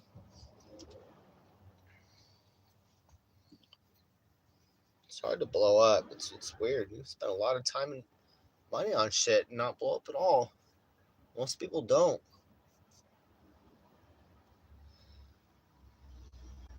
Uh-oh, what's that? A bunch of lights going on. Someone's getting pulled over. Uh-oh. Uh-oh. Someone getting pulled over, dude. Boo! Someone getting pulled over.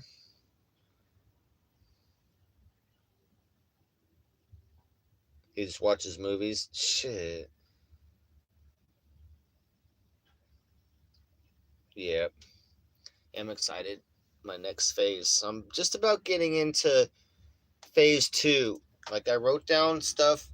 Like I'm ending phase 1 of my plan, which is finishing the RV and all that. Then phase 2 is when I live my life, riding my motorcycle around, working the strip club stuff, working on my DJing stuff, stacking money. So we're just right now in phase 2. It's taking a while.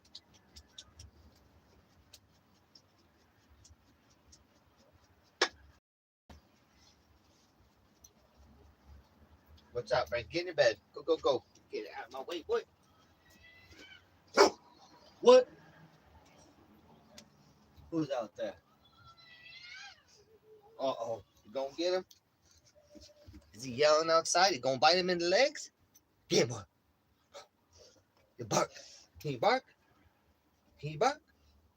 I need to teach him how to bark. Can you bark? Can you bark? Yeah, I want to teach him how to bark. So I want a dog to be able to do a warning bark. Like, give him a warning. And so the dog like barks or growls at a motherfucker. So like a little warning. But I don't know if Frankie could do that. Huh? He's too nice. Frankie too nice to do that.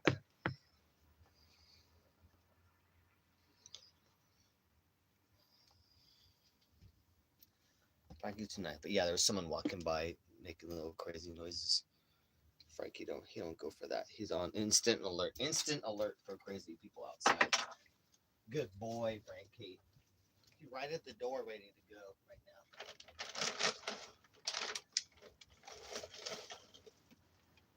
He's right at the door of the RV ready to go check any crazy motherfuckers around me. He don't tolerate that. Like near the RV. He knows that's a security issue.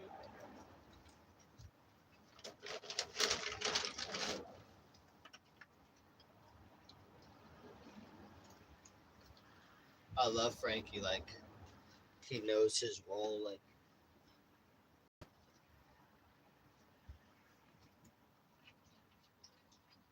he loves being a guard dog.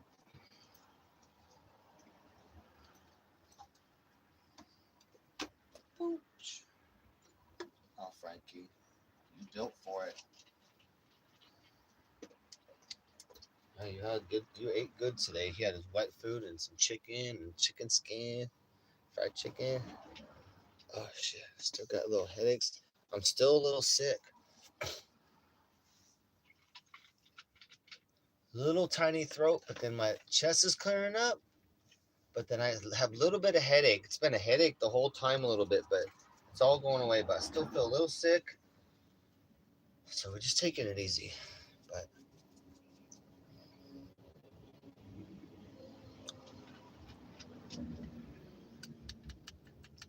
I got to go find a spot to park the RV for 3 days. And I don't know where. I got to go on a mission tonight and go look and spy a couple spots. And if they're open, then I move to it. Because I need to park somewhere and chill and not move the RV. I need to work on it. Unfortunately, my river spot, my Home Depot spot, fucking bums took it over.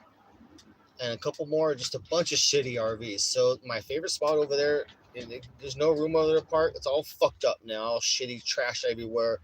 All fucked up. I'm like, great. So my little river spot got all blown up.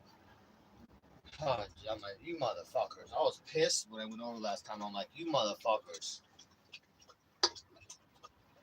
Fuck. It's no wonder, dude. What?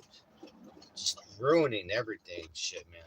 Shit everywhere. Crap everywhere. Fuck, dude. So otherwise, I would go to that spot and go hide out for a couple of days. A fox? Foxes are cool.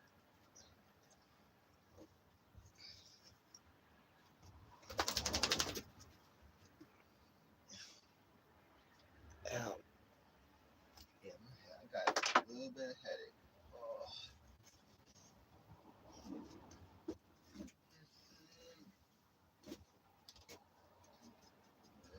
Oh.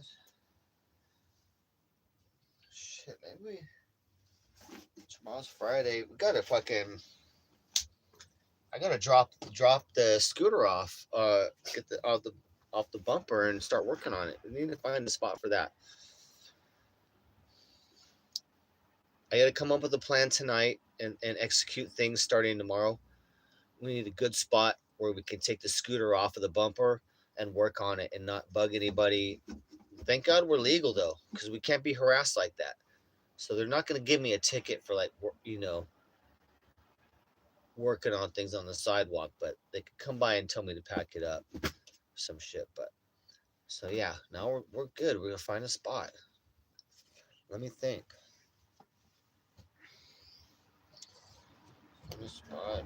Covert.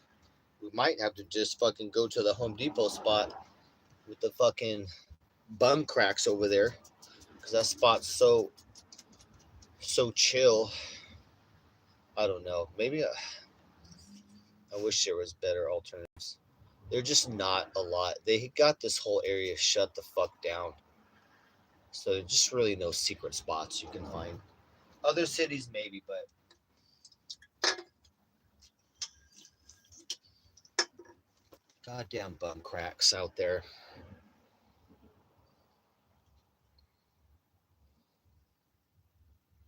Yeah, this is real in real life. This is real RV life too.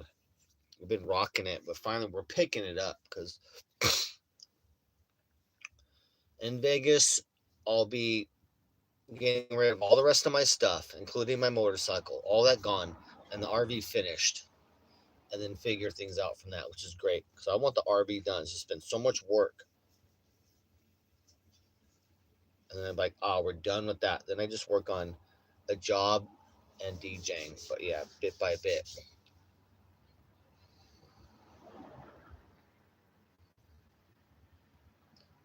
Oh, what up, Frio? Yeah, RV works good, bro. I was just looking at my mileage today because I have to move the RV like 2 to 3 times a day, all the time. A night spot, a day spot, and then in the middle of the day too as well. Um, I've gone like 3,500 miles up here in LA. So I drove 3,500 miles in the last 18 months because I got here February 2024. That's a lot, dude. 3,500 miles. Yeah, the RV goes, bro. So the RV got no problem. It's running good. I gotta work on a couple things though on the RV before I get on the road. Though I wanna do a couple repairs. But the RV has no problem. If I had gas, I'd go to Vegas right now if I want.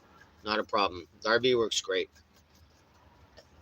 But yeah, I gotta do a couple repairs. I want to, wash it too and scrub it, make it look clean, make it look as pretty as possible. So so when we get to Vegas, we're looking clean immediately, and not when the police see us or whatever. We just want to make everything as clean as possible before I enter the town, and then enter the town as a clean RV, and police aren't fucking freaking out on me, going, "Oh no, who's this motherfucker in the shitty RV?" Like, no, it's got to be. We gotta clean it up.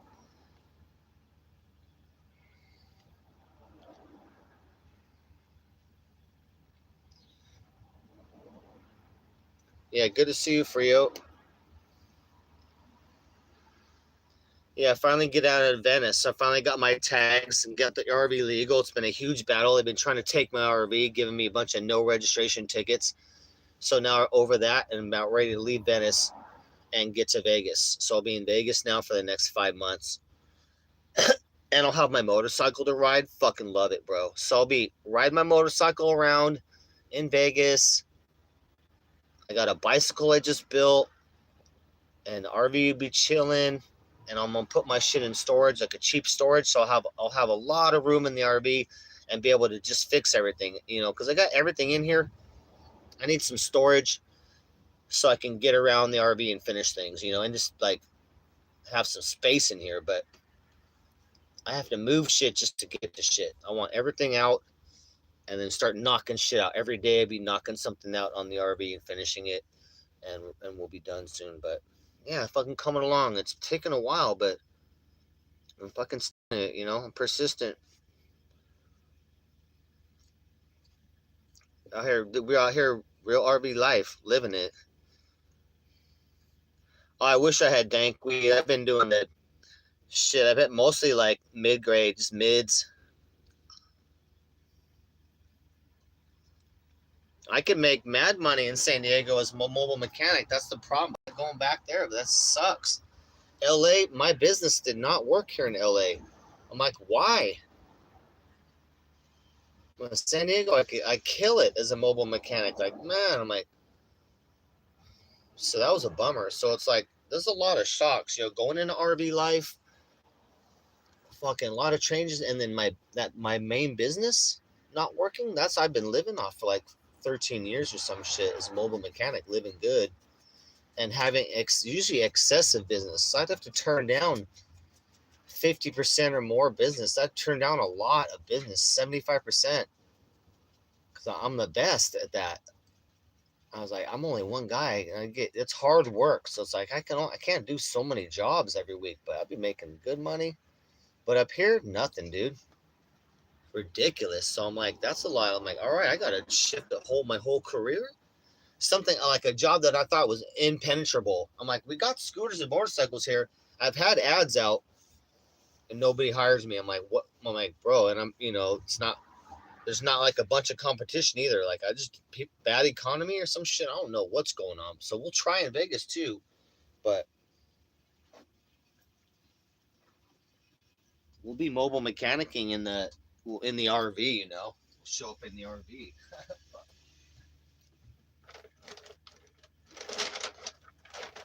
Hopefully people need some shit done though. That's easy money for me. That's really easy. Chinese scooters, like carb clean, that's like an hour, 150. Do a carb clean on something, it's a couple hours. I make 300. It's like it's so much. It's so good money. So we'll see in Vegas if I can make some mobile mechanic money. I'm gonna do a whole new logo and a new flyer, and then Vegas will have a bunch of flyers up around, mobile mechanic, and then we just do the RV. I have to calculate in the gas and make sure it's not too far away from wherever my RV's at for the job. But we'll try. I'll real push hard, and we'll see if there's any business for that. But that's a side work while we look for normal job, waiter and shit like that.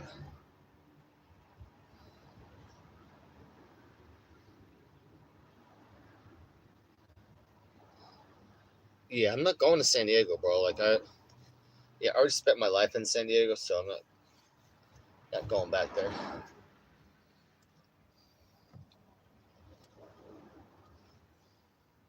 That would be retarded, bro.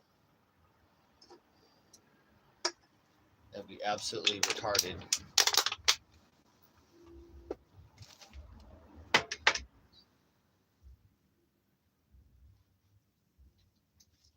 Oh.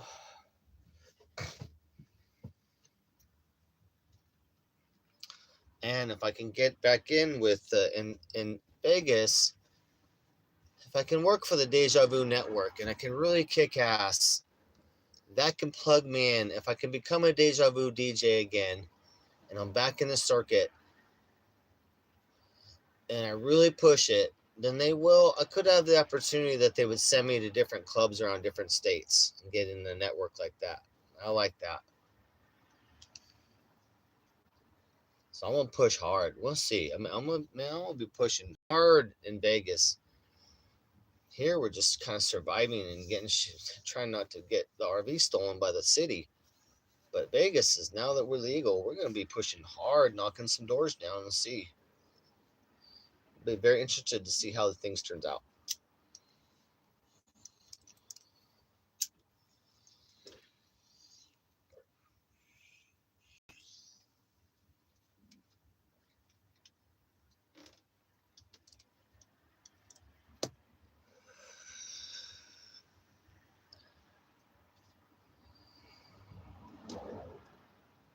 Something with tips. Yeah, any part-time job with tip. I need some tips. So, restaurant, coffee shop, barista, strip club. Those three. Like, I should get something right there. Like, I don't know what else I would do besides that. It's scary, dude. I've been working for myself as DJ and mobile mechanic since I thought about it today. I'm like, since fuck, bro. I've been working for myself since 2001. And after that, I did subcontract. Like when I started out DJing in 2001 on my own, like I was in Seattle, I was successful, but I was a subcontractor. Like they would hire me, but I did all my equipment and my music and stuff like that. But I did work for that company, but as an independent contractor. That's the closest I've come to working for somebody. But it was all, they just give me the gig. I go do the whole event like it's mine. So it's pretty, it's like working for myself. And they pay me good too, 100 an hour. I did good. That was fun. But yeah, it's scary, guys, to go back to normal jobs after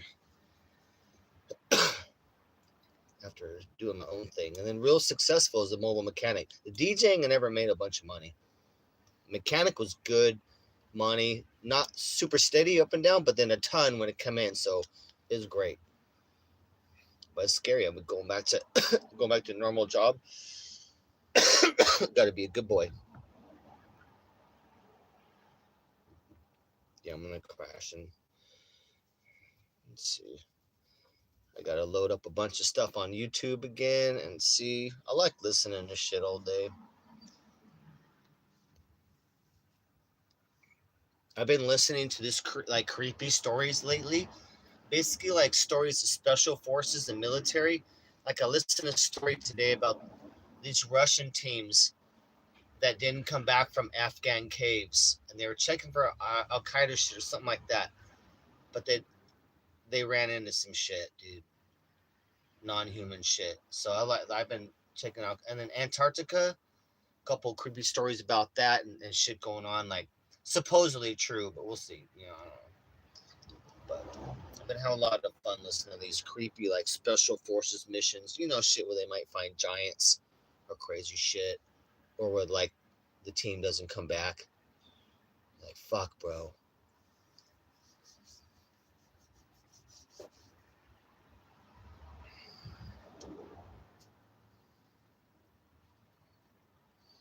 No, Gray, you need to chill.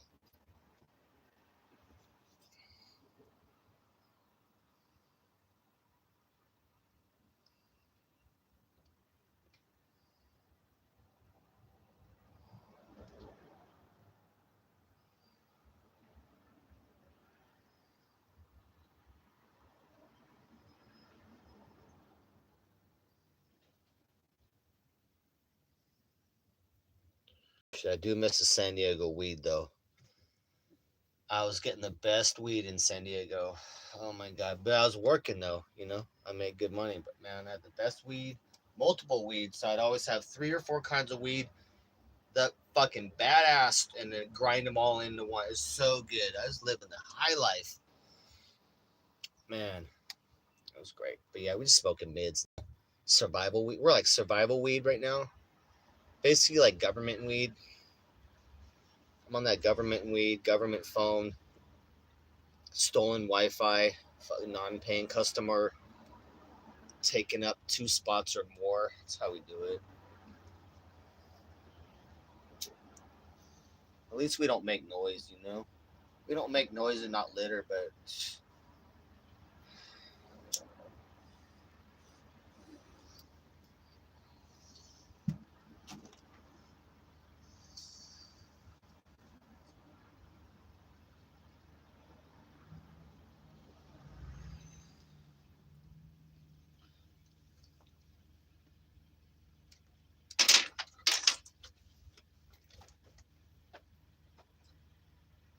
uno, dos, tres.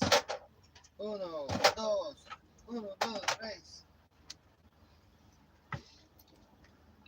Shit, I need to get. You know what? I need. Oh man. Okay, I need to get a monitor again, a TV or monitor. Get my computer back up. Get functional again. I need to practice the DJing. That's what I remembered now. I'm trying to refocus my priorities now because they've been all about getting legal. Now I gotta think, all right, where are we gonna laser focus on?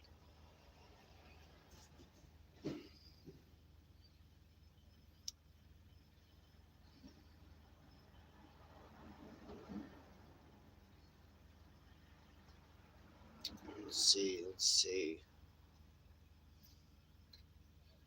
Yeah, I miss my music. All the stuff on my computer, like my computer's down. That's all the pictures I have and all my video, like my whole life. I got so many folders on my computer and all my memories and kitty pictures and music. Like without my computer, it's like that's a whole section of my whole life shut down. Like I hate that shit. Fucking get my monitor back, and I'm gonna be highly productive. I gotta start downloading music again too. Horrifically, gotta be getting a bunch of music, collecting a bunch of music, putting my categories, getting ready to DJ.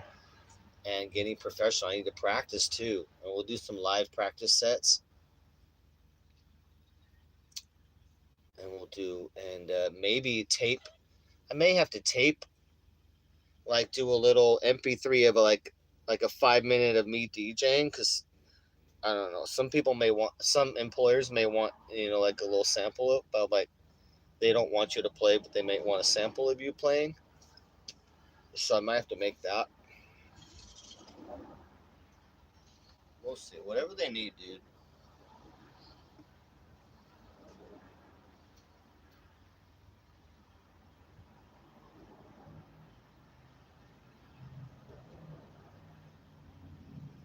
I just want to DJ because I love DJing. I just want to be able to DJ at night and chill. Go through like a couple sets. But then, of course, I'll be live. If I'm going to do that, I'm going to be live and I'm going to record too. Shoot, got a lot of work to do. Shit. No, don't you dare get no spider monkeys either. They like to throw poop. Yeah, you need to. You got. I'm going to have to talk to you later, Greg.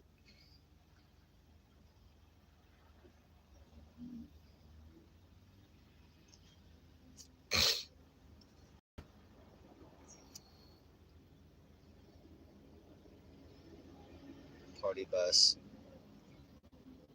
Someone's on the party bus.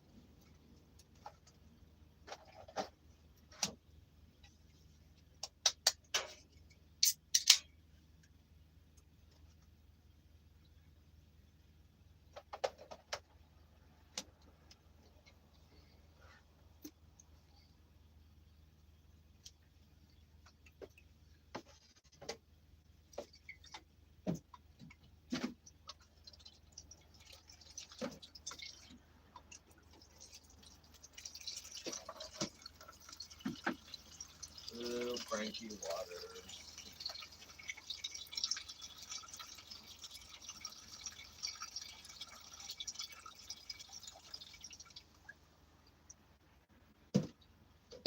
Alright, freshwater Frankie, good. He ate good. You did. He's big now. He's a good weight. Mm.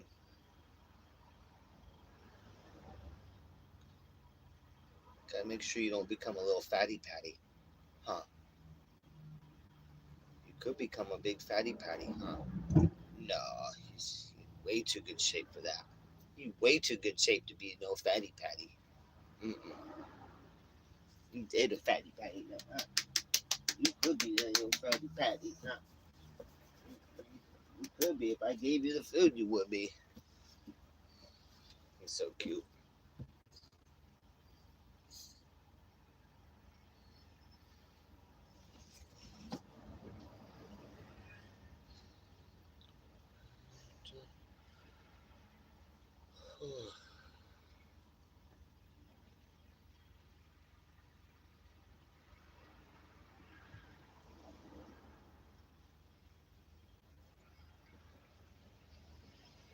Oh, I got all. Oh, for my motorcycle, yeah, mine's good.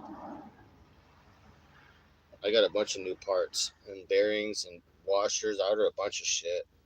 I got a couple $100 of just new stuff just for the swing arm and the rear wheel. I can't wait to assemble my bike. It's easy, dude. But the breakdown of the rear wheel, because it's a single-sided swing arm, I already have a big exploded breakdown on an 11 by 17 sheet. That part you need to see the diagram, and then you can put it together. It's pretty easy.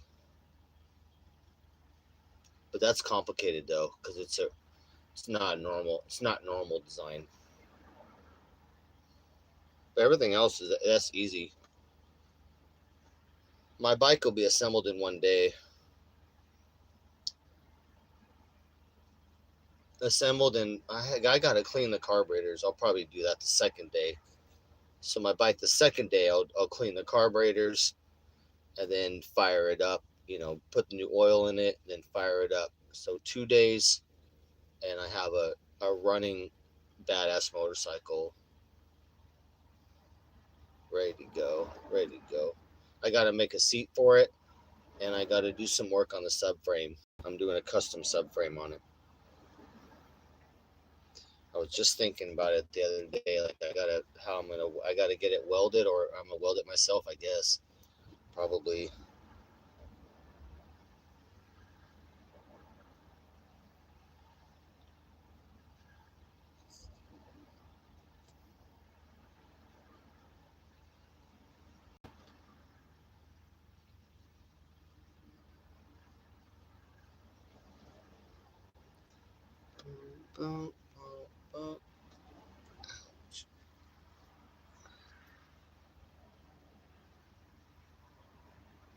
Shit, I'm just gonna drop a dog off at your place, Gray.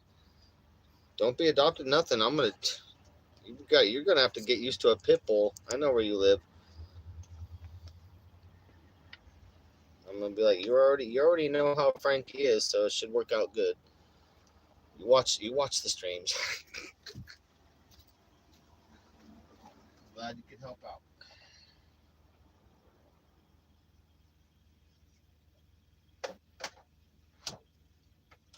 Glad you could help out on that.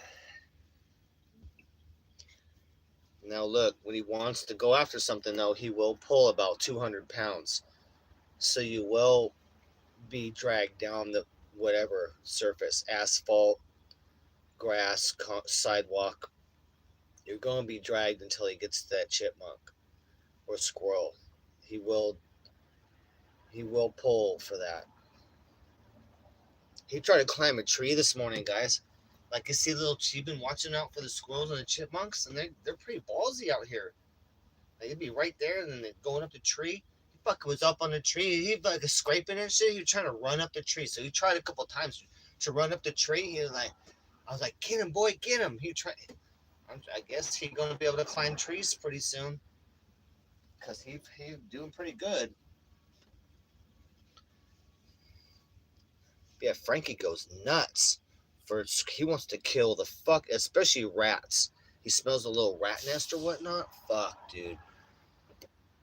That's what a true terrier is, though. There's different types of terrier dogs. You got the little rat terrier dogs and the little shaggy ones too. That's what they do, man. They like to hunt and kill shit. So they're really good on farms for killing rats and getting in the haystack because they love to kill shit like that. They just can't help it. It's their nature. And we see it. Frankie will absolutely run. He won't stop. Like, he just goes nuts. He wants to rip the shit out of some chipmunk, though. I'm like, no, Frankie.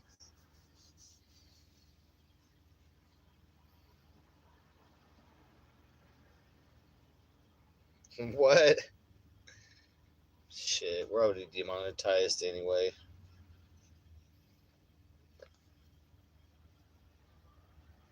No, I'm about to cut stream and find a movie. I can't find any more movies to watch.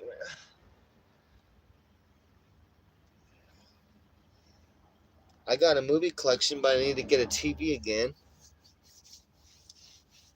Yeah, I gotta find. I'm gonna have to hit up my little nephew and ask him what he always knows, like where the free movies are at. I'll just ask him what movie site, bro. I need some fucking real movie, not no fucking Indian or from Africa, some no name, some crazy shit.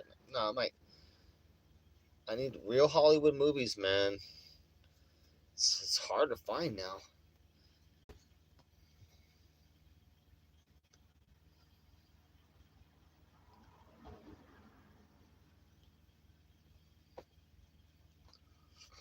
Yeah, I got full schematic. I already got schematics on my bike. I only need a blow up of the rear wheel. That's it, and I have that already. It's big too, and I have one of the front, but I already know the front. But I love my bike. It's beautiful. I want to get to that.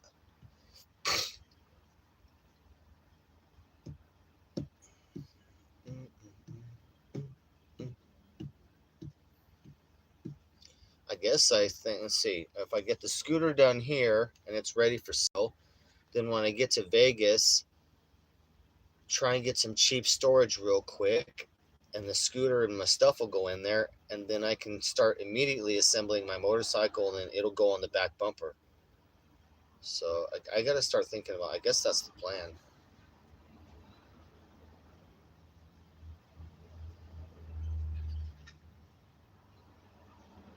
And then we get the then we get the bike legal at the DMV, and then I'll be able to ride it around and do shit. But it'll be on the bumper all safe.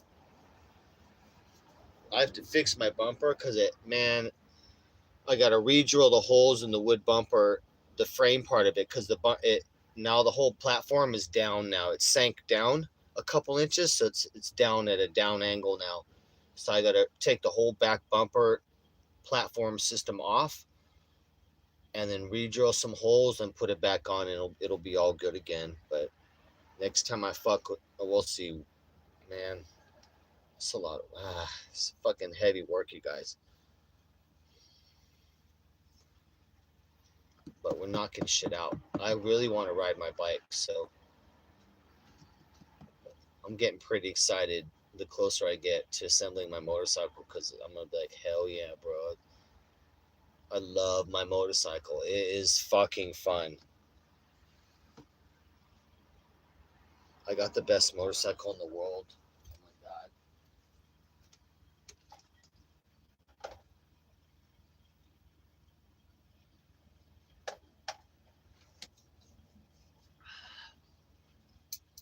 Oh shit. Uh-oh, I just blew a fuse.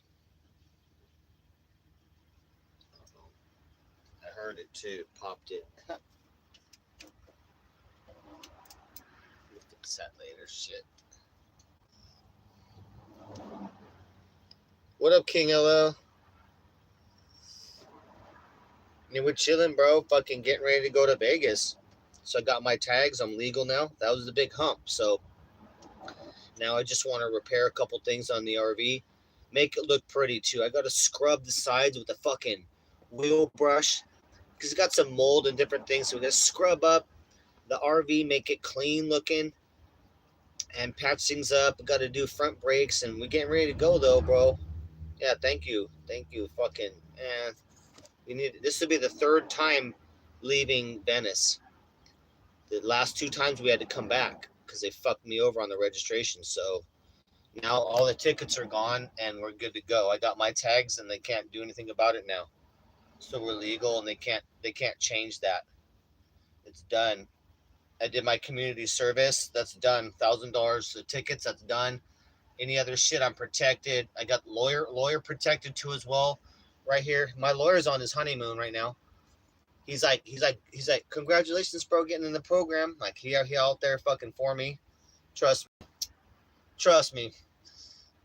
So man, so now I'm just kind of going over like my Vegas plan, thinking what I'm gonna do, first steps, how to get out of here good too.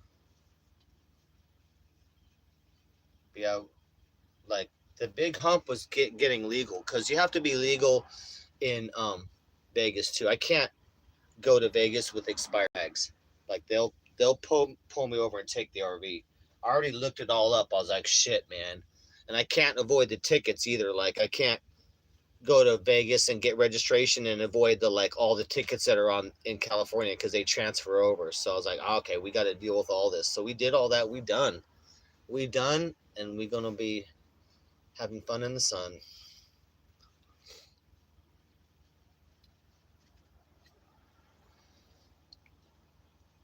Yeah. So now knocking shit out so we can get to Vegas. I gotta finish the scooter here too. And so I want that for sale. I want that ready to go for sale when I hit Vegas. So we're gonna finish the scooter, do some RV work, and then I'm gonna leave, go to my mom's for a day, and then I'm gonna go over to Stroke Off and Eric RV's mom's house. I'll be there for like 2 days, and then we off the road to Vegas. That's the plan. But I might leave Venice I might leave Venice in a week. We'll see. We'll see.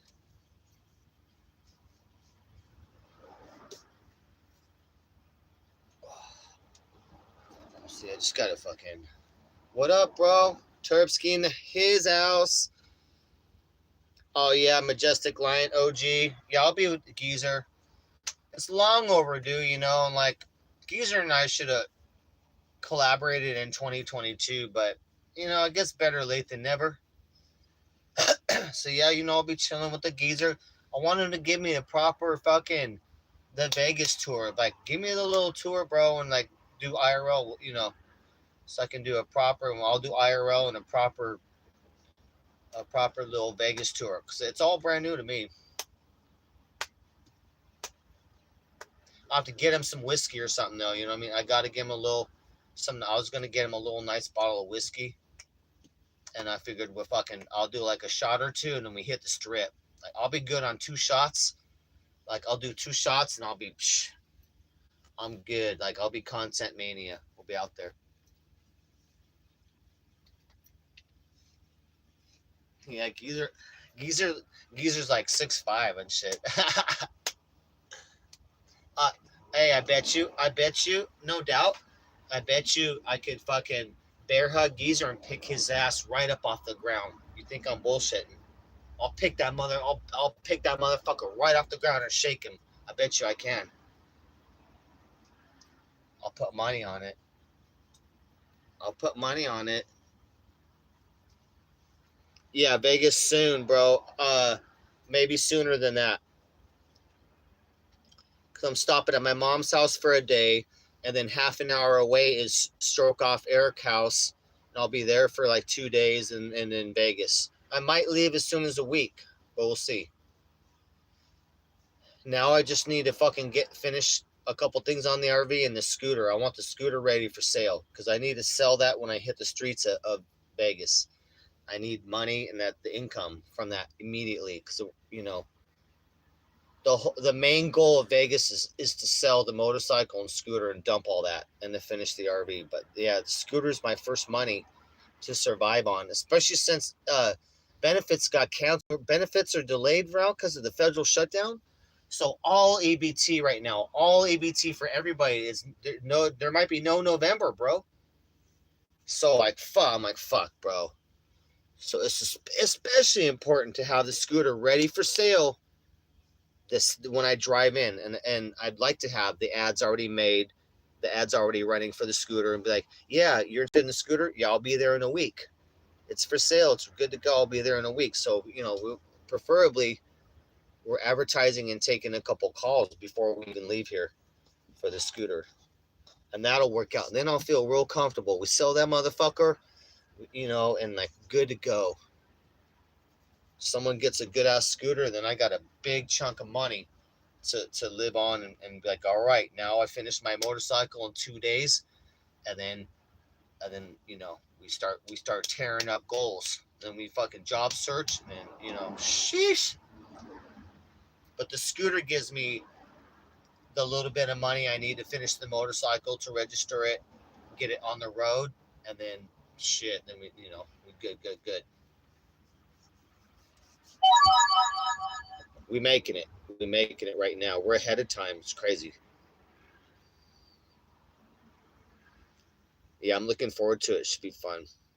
He has no sense of balance. I know. I like Geezer. We've been on the podcast a lot.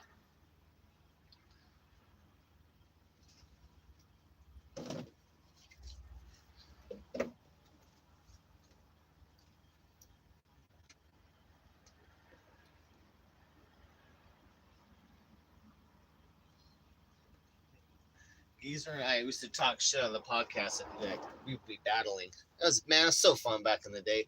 I got a couple of those on my YouTube still. Like the real with Attila as the host. All, you know, like 6 to 8 people on the panel, just real man, real podcast days. Sheesh. That was great. Good times, good times. What the fuck, bro? Oh shit, we almost had an accident in front of the RV. Oh, shit, bro. That scared me, dude. Uh-oh. Cut your finger bad. What the fuck, Terps? Oh, good to see you, King. What did you do? What did you do to your finger, bro? We need to guess how Terps can cut his shit. My first thing is gonna be like, if you crash on the bike, no, probably like Terpsky's probably attempting to fucking cut an onion for the first time and like shink. I probably like chop, chop, chop, chop, chop, and you looked away and like slice.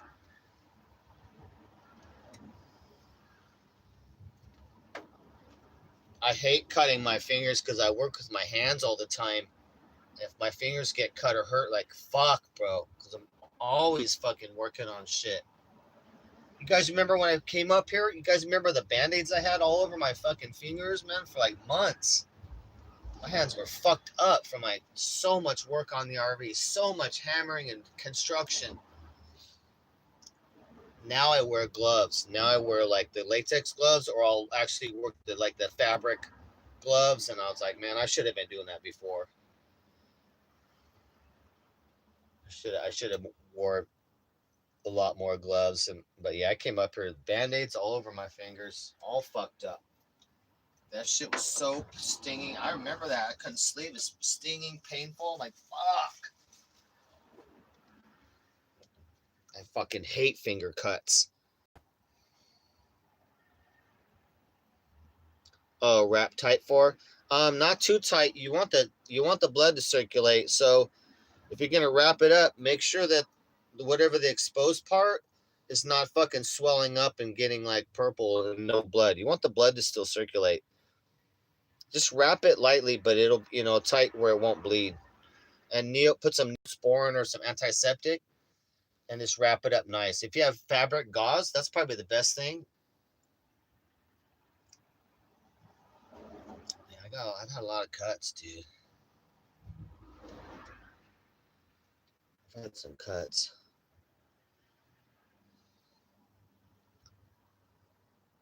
You have to get some of those fabric band-aids, bro, and you'd be good to go. Get that fabric band-aid multi-pack, and you're good to go. Neosporin, you done. Dr. Darren in the house.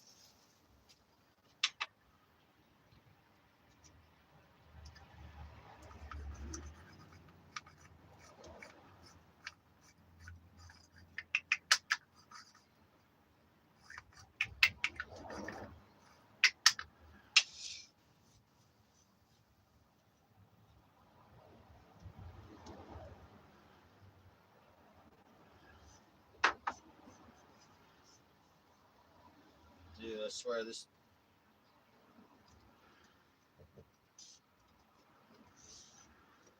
cheap ass weed is not really helping the lungs. I'm gonna be honest. Helping me feel good, but not really helping my sick ass lungs.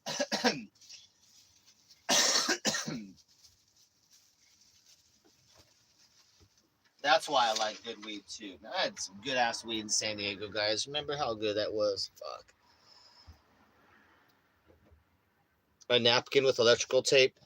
That's doable, bro. I've done it. A lot of times, like the fucking band-aid will come off, so I'll do a final wrap with electrical tape to keep it, not falling off. But don't do it so tight that the blood can't flow. What the fuck did you do, bro? You didn't tell us how you did it. We need some nurses in the chat right now, and some nurse mommies in the chat.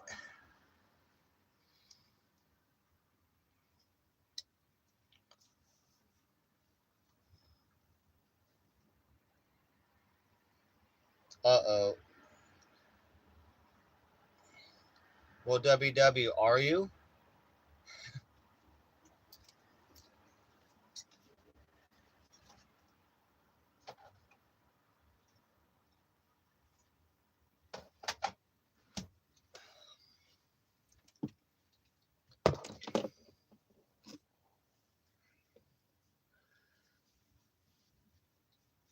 There you go. There you go.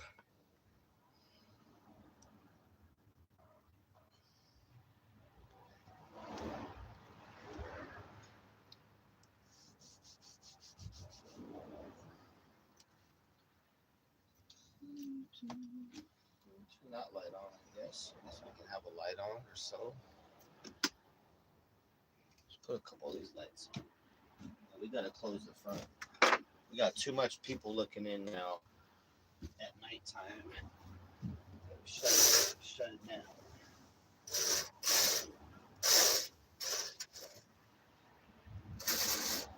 Frankie was smart too. Like, if the blinds are closed, Frankie will open up. Frankie will open up the little drapes in the front to look out the front and keep an eye on the RV. Like he'll look outside for people. He'll watch me too. If I leave the RV, he'll watch me walk away and see what I'm doing. But Frankie's on alert in the RV. He'd be looking out for trouble. So I'm gonna turn that one on. I just had some fried chicken, bro. WW, you know what I'm saying? Cause I'm like I could be some black on the inside, but yeah. I just had my some fried chicken. I have my government soda right now.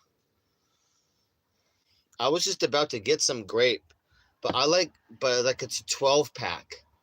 Grape soda is so strong too, but I was like, I want some grape. So last time I went and got my soda, I was like, should I get the government Mountain Dew or the government grape? But I wanted the grape. I was like, I don't want 12 of them. I wish they had like little 6 packs. I was like, I don't want 12. That's a lot of grape soda for me to drink. So I just got my Mountain Dews. But I like that. I like the orange soda too. But you have to commit to 12 of them.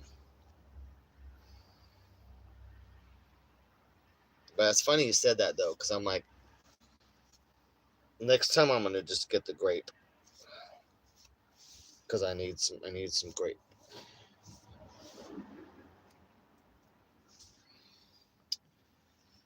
Ouch.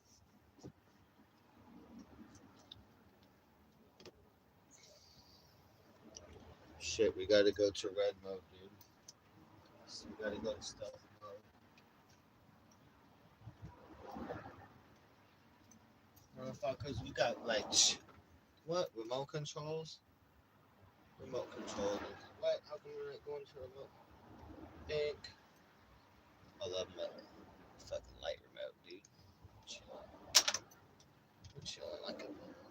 Oh, ultra stealth mode. All red lights. All lights cut. Now we in the red zone, dude. I always want to DJ a strip club. Every time I see the red lights, I'm like, oh man, this looks like a strip club. Hold on here. Oh shit, did I fuck something up? Hold on, the camera looked blurry. Why does this? It looks blurry a little bit right here. Is that this the reflection? Okay. All right, looks good. Red light, dude. Chilling. I love red light districts.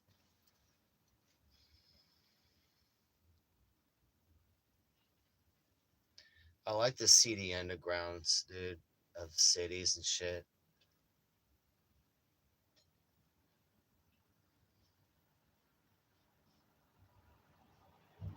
To blue. All right, let me check out blue real quick. I can't even see which button is the blue. All right. I got all different blues. Hold on. Whoa. Whoa. And then we go lighter. A lighter blue. Oh, that's kind of like aquamarine. I like that's pretty dope. Purple. The darker violet. Darker blue. Another blue. Actually, there's a lot of blues in here. We'll run it. We'll let it run. You can make your own programs on it too.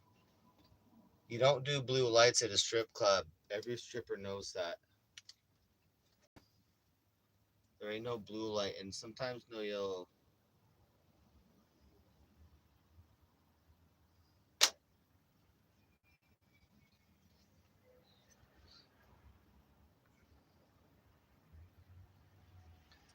Yeah, the thing's got a lot of blues, dude. It does have a pretty nice dark blue. I like that.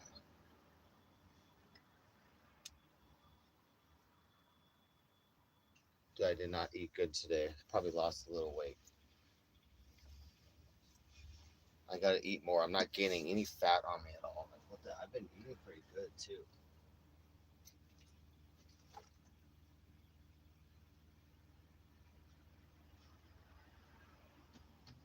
That's right. I got pita bread. That's right. Pita bread and hummus. I gotta hit that up tonight.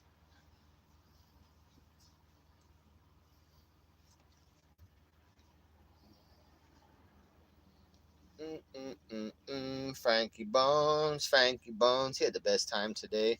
He got to play with his best, his best male doggy friend. He likes Oscar. And then he met this new pit bull girl he played with. Yeah, Frankie had a good day today. It was a fun day.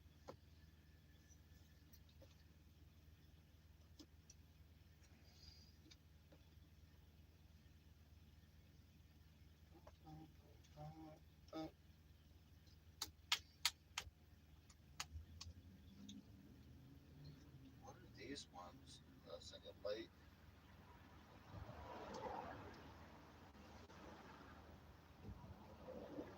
It's got these other ones too.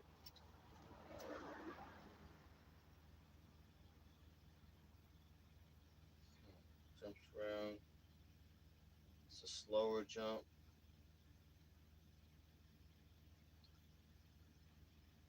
There's the fade one, and then it's got the flash. Whoa, dude, that German dude. If we want to play German, dude, right now, I'll play some German techno, and you guys will understand this. But yeah, German techno right now. That's the German techno light right there. I can't fucking see shit. Strobing. Ah, auto. Oh, slow. Let me slow down. Oh, slow down.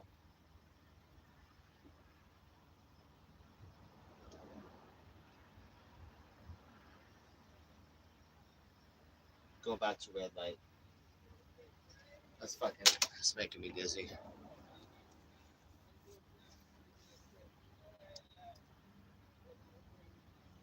We got to be low key at night too, so we're gonna be no. You can't have no shiny lights. You're gonna be attracting all the crackheads and crazy fucks out there. You know what I'm saying? They're like, ooh, we gotta fucking go knock on the door. Like, we gotta hang out. Like, no, I'm gonna beat you with the stick. So we gotta red light zone it so people can't see, and then no one's trying to knock on my door because I'm not having no. Mm-mm. No, I'm not trying. I can't take Frankie to Vegas. I mean, if I have to, I will. But I'll, dude, I'll put some sunglasses on him, put him in the passenger side for the carpool lane. No, dude, and like Frankie gets hot enough just running around the beach. Like he'd not be a good Vegas dog. He'll never be able to go out because it'd be hot. Frankie would go nuts not being able to run around outside like for 6 months of the year. So like, man, he cannot be a Vegas dog. So we really got to get him on motherfucking home. So that's one of the our big tough priorities we got to do. There's absolutely not a good city for Frankie. He's already getting too hot. We had a mild summer here too, and Frankie be getting hot and panting. Like I gotta watch him in the sun, and he's got a shiny coat, so it like attracts heat. So not as bad as some dog, but his coat attracts heat the way it is with the shine. So I'm like, he's already in the best weather he's in right now. It's you got to watch him already because I was already having like put a bunch of water on his neck during the summer and whatnot. We had a mild summer here. I can't imagine like Frankie would be pissed in Vegas, dude. He'll spend his time ripping up all your furniture. Like he'd be like, "All right, you're not gonna let me outside. Say goodbye to your fucking new L-shaped fucking couch when you go to work." And he loves to rip out all the stuffing. So every bit of stuffing would be ripped out. He loves ripping stuffing out of shit.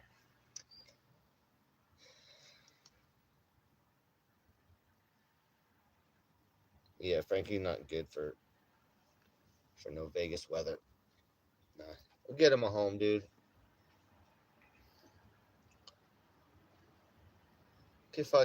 Or we to get a celebrity maps of the celebrity homes. We pick out a good celebrity that we think would be a good dog owner, and we just throw Frankie over the wall of somebody's mansion, like celebrity, like I don't know, what if to pick a good one, like Jack Nicholson or someone, like Jack, welcome Frankie coming in, and Frankie would be like, Frankie would be running the grounds and shit. They're like, oh no, we're gonna get killed. VP shit. Frankie would end up, Frankie would end up in Ohio, with the family, with Vegan's family.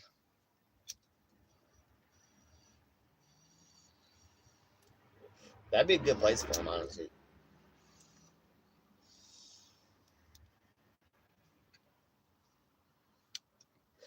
Frankie would do good out in the country, Ohio, shit like that. I've been to Ohio. I was out there for a month. I like the weather.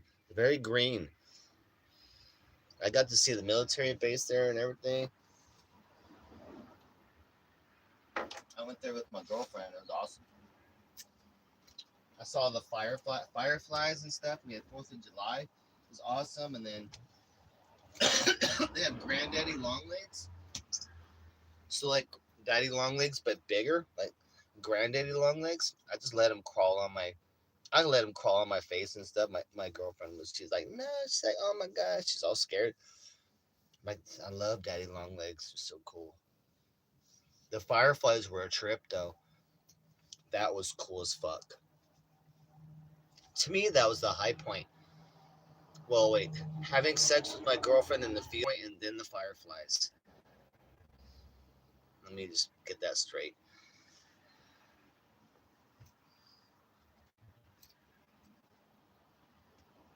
And there's blackberry.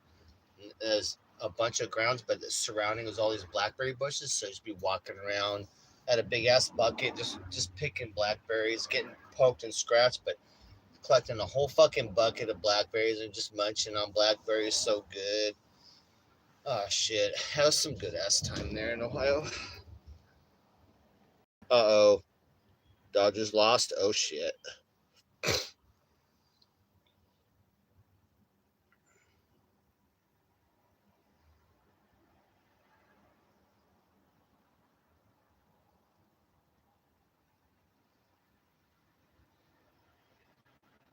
No, a golden retriever attacked my friend's dog, and then I had to break that fight up. Luckily, I was there. I got hurt, and she has a pit bull mix that's 10 pounds heavier than Frankie. So I had to pull him and get him and grab him by the collar and secure him, and then she fucking jumps back, and then we secured the situation. But he was fucking grabbing on. I'm like, fuck. I had to fucking try and dig into his mouth to get his mouth off this, you know what I mean? Because the golden retriever attacked him, but then he's like, oh no, and then he bit that motherfucker on the neck. I was like, oh shit. Yeah, golden retriever gonna lose in a pit bull fight. And then Frankie fought that pit bull mix like last week. So saw the girl again. Frankie and that's his buddy though, but they were playing tug of war on a fucking a palm frond that fell. There's like a 10-foot palm frond on the ground. They were pulling on that. They got too close and it broke. And then they fucking both went and fought. The other dog kind of attacked Frankie, and then they were up attacking it. And then there's blood from both mouths, and I had to fucking jump into that. I was like, oh, shit. So I fucking grabbed her dog because they're standing up almost. I grabbed her dog by the collar and whatnot, and I had to kick Frankie off with my left foot. Kicked Frankie off with my left foot, and then Frankie came back to attack. I kicked him again. I said, Frankie, get off him. And then Frankie stopped, and I was holding her dog by the collar, holding him up like this, blood everywhere. So it's blood on me, blood in the mouths. I was like, oh shit. So Luckily, I stopped it in time, but I thought there was gonna be some ripped up faces, like because there's blood already. There was blood on both mouths before I could even jump in, which was within like fucking 2 seconds or less. I was so quick. Shit, the girl ain't gonna stop it. Nobody out there to stop no pit bull fight. You know what I mean? Nobody's jumping into that. Like, dude. Sorry, you got to. If you're gonna have a pit bull, you just got to be strong enough to pull your dog back, or to stop. To stop, jump on him and stop. So this dog's kind of like a little. He's 90 pounds, and it's a girl owns him. And he's stronger than the girl. That's the problem. But yeah, the girl's cute though. She's a nice girl. I got a little crush on her. She's awesome. But I literally pulled her dog up 2 dog fights in the last 5 weeks. But and one of those with my dog this last week. But it was good. Nothing. It was nothing bad. So a little bit. But I was like, man, that's pretty gnarly. It sounded terrible too.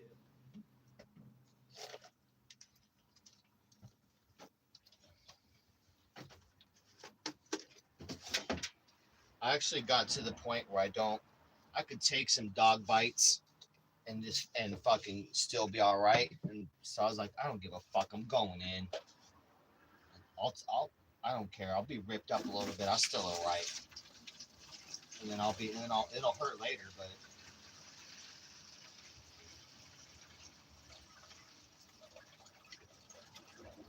I'm pretty good with like a lot of physical pain and not stopping. If I have a goal and I'm trying to stop a dog, like I'll take whatever pain is necessary, including a person. Like if I want to choke someone out or whatever, I'll take whatever pain is necessary to get to that point where you're going to be done. Same with the dog. If I'm going to stop a dog fight, I don't care how much bites I'm taking. I'm going to get in there as quick as possible. Try not to get bit, but like I ain't going to stop. Like fuck, bro, you can't. What are you going to do, dude? You got to fucking get in there. I was so worried too. I was worried that like there was going to be some serious stitches on Frankie and the other dog, and not legally because I knew the girl. We're both friends, but I was like, man, I was like, is Frankie gonna need fucking stitches and shit? But that was a week ago, and Frankie's been a little grumpy too for a couple weeks. So, but the other dog instigated with him, and it was his buddy. But then and Frankie doesn't back down. Frankie will instigate, but if you aggress toward him, like then he's gonna raise up and go. And Frankie doesn't take. Frankie's like me. He doesn't take no back steps. He's not gonna back down. So he'll match any aggression, and then he will dominate. Like he not gonna stop. He won't back down. That's why I got to make sure he goes to a good home. People want to make him a fighting dog. Frankie's got a great fighting spirit, but it's got to control him. Dobermans, yeah, I like Dobermans. Are snappy. I like Dobermans. A good guard dog. They are a little scary because they got that. They got a strong body aggression.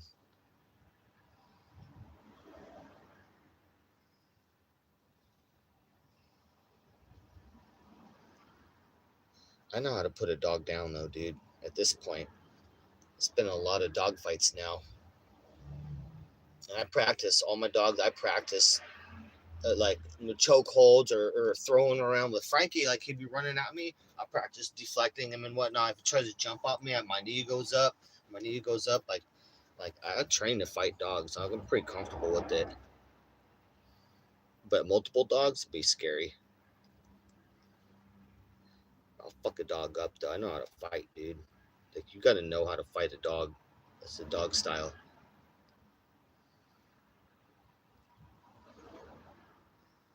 I thought I was gonna get I thought I was gonna get hurt when I had to break up Frankie's fight last week. I thought I was gonna get fucked up. I was like, what am I? I had to jump in there, They're fucking raging. I was like, oh shit, bro. people are watching, and the girl was like, "Oh no!" I'm like, oh, here we go. I had my fingernail hurt a little bit. I was like, I'm so lucky. Little bit of fingernail hurt. I'm like, oh, I'm so lucky, bro.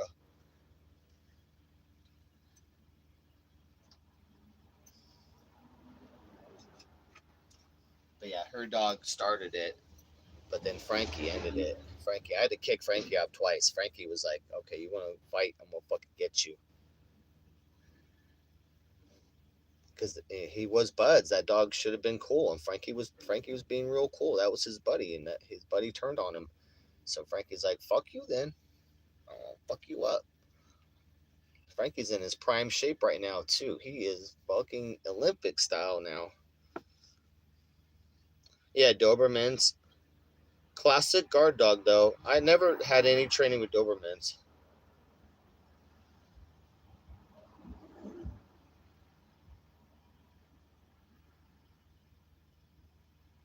Off rep deal. All right. Yeah, let me know. Turb, we do the oil change. So I make a little money, bro. Let's do the oil change on your truck too.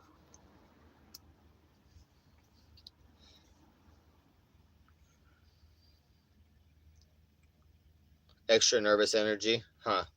Yeah, they seem kind of quick and nervous and maybe bitey. I've dealt with Dobermans. I had a Doberman bite me on the elbow a little bit. Doberman's kind of, or I mean, Rottweiler. Rottweilers are kind of scary. I haven't seen any Rottweilers for a long time, honestly. When I think about it, that's a scary breed to me. Just because I got bit on the elbow, one of them befriended me. I'm like, it was supposed to be my buddy. I'm like, almost got me. I'm like, oh shit, but I got nipped. But I was like, oh shit, if I hadn't pulled away, it would have really got me. Motherfuckers, though.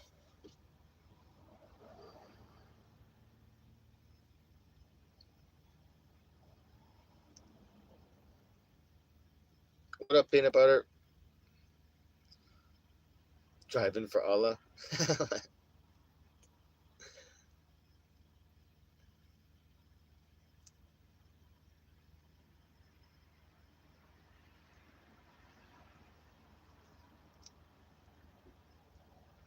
Peanut.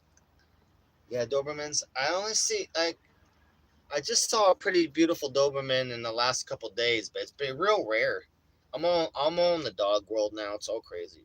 I'm on the dog walking world. It's so funny. It's so I've been jumped into like the dog world. It's just weird to me.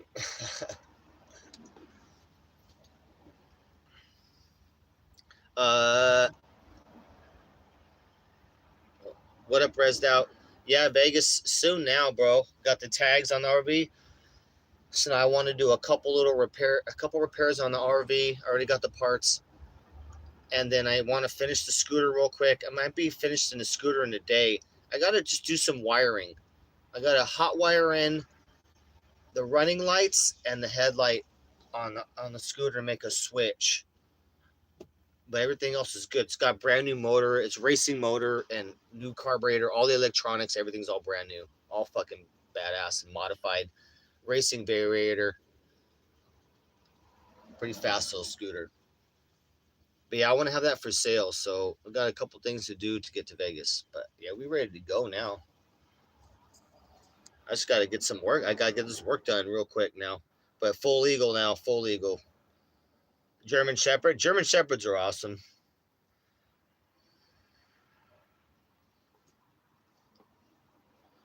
German Shepherds are proven good military dog and police dog too. They're very loyal and protective.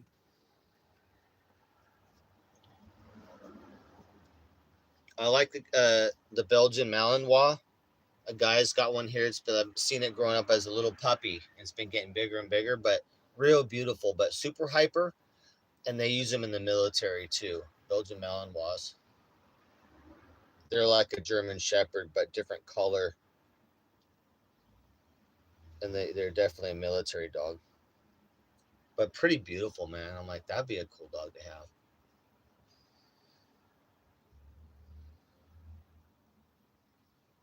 pick up hitchhikers, maybe. Resdale, I'm gonna be, when I leave here, I'm gonna stop at my mom's house for a day, and then I'm gonna be at Stroke Off and Eric's house, the mom's house, for like probably a couple days. And hopefully, I got TTS and media. I want to do some like Fight Club. I got all the boxing and do some Fight Club, and maybe some karaoke. Get scribbles over there. I don't know what war is going on with it, whatever. But we'll see what content we can make, and then out to Vegas. Leave to Vegas from there. But if Eric or Mike want to tag along with me to Vegas to get a free ride to Vegas, then yeah, they could do that, or just give me a little bit of gas money. But I'm not coming back. You know, I'm gonna go to Vegas and then find somewhere on the fucking streets to survive. But they'd have to Greyhound back or some shit, you know. Greyhound it back. But yeah, getting ready to leave now. VP, fuck no, bro. No way. I'm trying to make sure get Frankie at home too. So just be me going to Vegas. Yeah, I'm not. No, VP not going with me to Vegas.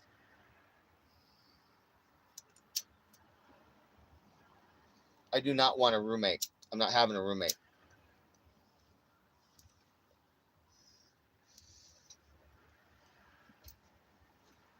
Unless it's like a girl I love. I don't want any girls in here. We're not doing like the RV10 thing really anymore. We're not doing that anymore. Like any people now, like a bunch of people on board are traveling on that. So that, you know, we're not doing that model, that streaming model or content model. So there's no need. Like for people to come in and visit, like for a day or say hi as a streaming, just stop in, like that's cool, but not looking for no roommates. Only like, you know, like a girlfriend or girl that I like. What if Vegas is like, well, there's no, it's not. There's a bunch of RVs around in different areas of Vegas, and then Vegas has some rough areas too to park, and commercial areas too. Commercial Huntington Beach and Newport Beach are a lot smaller areas, and totally different layout. But yeah, same situation. I've been watching videos on Vegas and how they're handling. They're a little bit gentler than of how they handle, but they still do the same thing. They still do the sweeps and cleaning up. You got to move, but in Vegas is a better deal because you can actually park for 3 days and then move. Here in Venice, you got to park you got to move all the time. They got the signs. In Vegas, they don't have these no parking 2 to 5 a.m., 2 to 6 a.m. no parking. All these RV signs that don't let you park your RV on places. They don't have those in Vegas. Like it's 3-day spots, which is a dream to me. I dream about being able to just have my RV in one spot for 3 days and then move it a couple blocks and 3 days there, move it a couple blocks back to the spot. You know what I mean? Like, fuck. I wish I move 3 times a day. I'm trying to, you know what I mean? Fuck, bro. I'm looking forward to just parking 3 days at a time in Vegas. And there's multiple areas to do that. I've been studying it. No, VP's supposed to call me tomorrow, Summer Page. She's supposed to call today, but she's been lagging. She's so flaky, dude. Oh, John, I forgot. Yeah, John DeGaff. So I'm gonna hang out with John DeGaff and then Scribbles too. I forgot. Yeah, I love John DeGaff. That's my buddy, man. I love John. Definitely fucking hanging out with John. Yeah, the golden doodle. I hate that. The doodle, golden doodles. Oh, fuck, bro.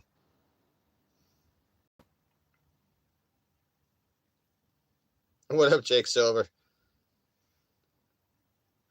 Yeah, I will not. If you have a Labradoodle, you cannot be my friend. And I don't care how hot. If you're a girl, you're super hot. If you have a Labradoodle, I'm like, fuck you. You get away from me. You get away from me. With your Labradoodle. You get away from me, woman. That's exactly what I'll say if you try and roll up on me with your labradoodle. I'm like, you get that filthy beast away from me right now, woman. Security. Because I'll be like famous DJ at that point. I'm like, security. Get this hot ass fucking woman out of here with this labradoodle beast. Ugh. Some dog, I know. Some dog's like, fuck, bro. Come on now. Is that really a breed that we need? Jesus Christ. You know what I mean? You know what the hardest part about owning a labradoodle is letting your friends and family know that you're gay. Now because I've seen some guys at the park with the labradoodle. I'm like, really? I thought a golden retriever was the gayest you could get, but no, you proved me wrong. You proved me wrong. So that'd be the hardest part is letting them all know, hey, I got a labradoodle. Like so your family's like, so you're gay now. So we can expect your new boyfriend to be. Are you getting married? Some in California wedding or how? Are you allowed to be married together, or are you gonna have to go do a gay Vegas way, or how does it work? How does it work having a labradoodle? You know what I mean? So it's the hardest part. Letting your friends, family, and work colleagues know that you're completely totally gay. And you'll be walking your labradoodle about around a lot.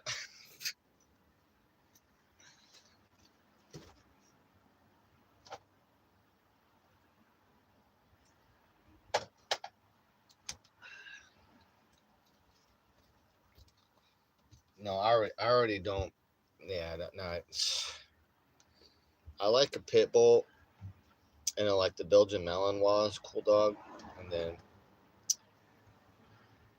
I never really liked little doggies, but Vegan's doggy, Abigail, that doggy's cool. She loved me too. Like a little white doggy, Abigail's good. If I had to, I'd be like, I would adopt a little doggy like her. She's cute. She's very nice. She's very nice and stuff. Abigail wanted me to adopt her. I was like, I can't take you away. I brought a crate and everything for her too. I was like, Vegan, you need to hand her over to me, but she wouldn't give her up.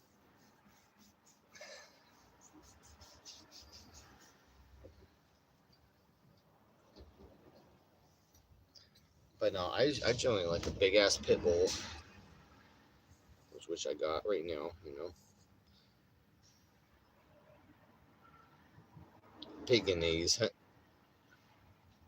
Yeah, golden retriever is good for a family.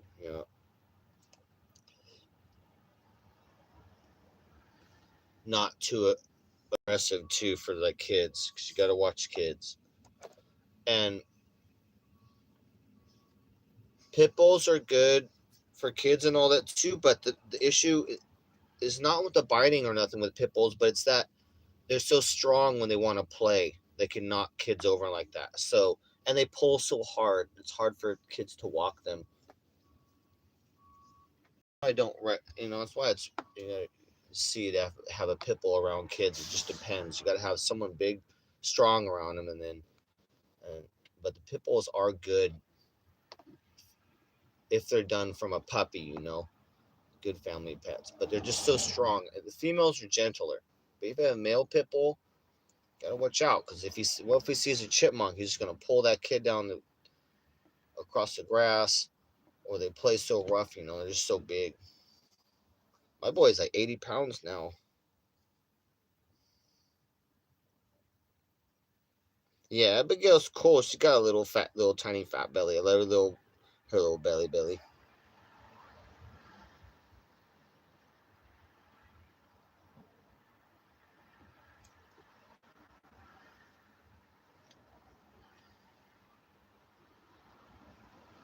No,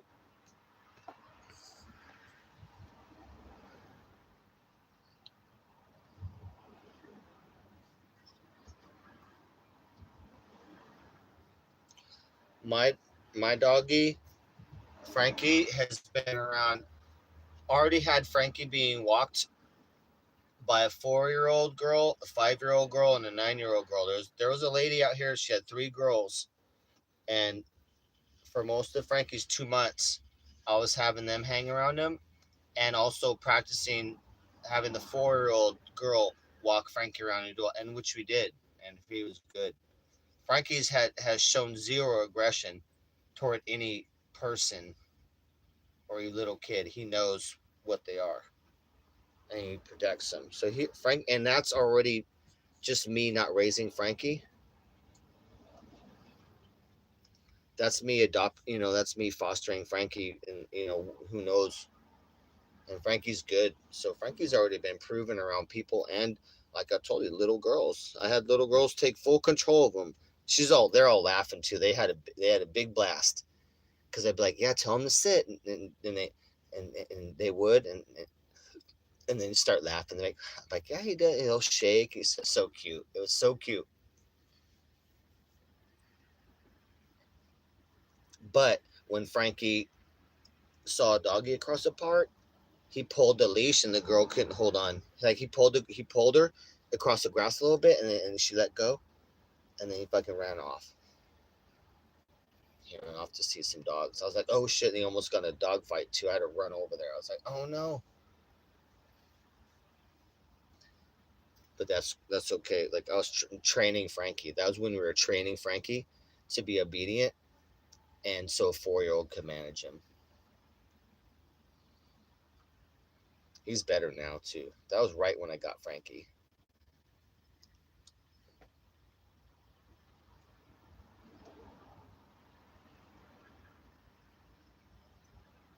Yeah, so Frankie's 100% trustable for people, but he will be aggressive toward male dogs, and especially if they get aggressive with him, he'll check them. Like he's not gonna have that. But he's been really good. Oh, Frankie also today saw 2 babies, so he knows what babies are in the stroller. Like he wanted to see them because he knows what babies are, and he knows what little tiny doggies. He loves them. So he's a good boy.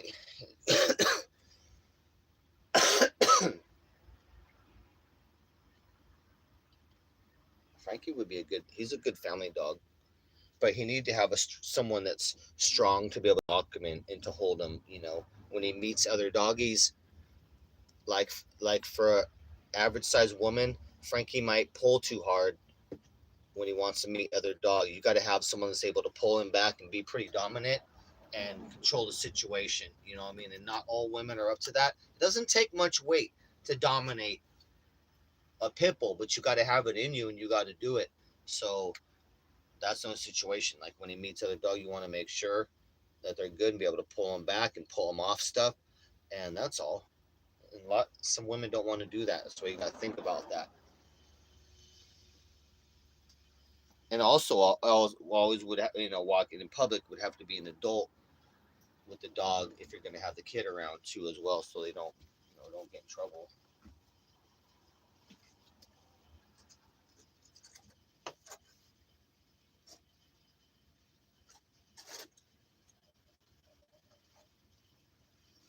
Pitbull is just a very strong dog. It's the strongest of a dog. They're just very strong, and they love to pull. I already taught Frankie how to slow down. I just tell him to slow down, and he will. He's very smart. And the training I didn't even use treats. So now we're teaching him a couple little tricks and things. Pretty cute. But man, Frankie, if you really do the treats and the training, Frankie, he'll be good to go. So we need to just get him a good family. He needs a yard, and he wants to protect. He loves protecting the family. He loves being next to you to comfort, but he likes to be next to you to protect you too. Like he really loves to protect. I love that about him. Like that's his role. He loves his role. He just does it naturally. That's the best thing ever. When you don't have to teach him, that's like Frankie's natural role. He's good in the day, but at night he protects and growls. I don't need any alarms or nothing. Frankie wakes me up if there's any bullshit going on, and I can tell by how he growls or barks, like what's going on outside. I know he'll tell me exactly the level of situation outside.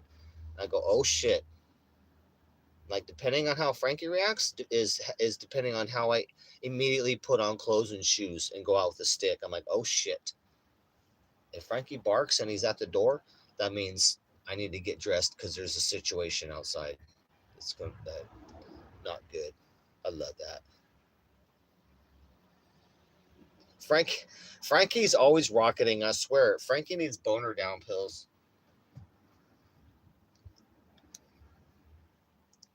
Frankie's like a puppy. He's permanently rocketed out. God damn it. But he doesn't try and be he don't be humping people though. That's good. He not. I'm like, I hate the dogs that got to hump everyone. Get the fuck off. So that's good. The one female doggy he likes. He try and hump her a little bit, not much, but that's just his girlfriend doggy he loves. If she didn't have if she didn't have a doggo Argentino, 180-pound doggo Argentino that loves to hurt people and bite people, then she would have adopted Frankie because Frankie loves her dog Shaka Khan.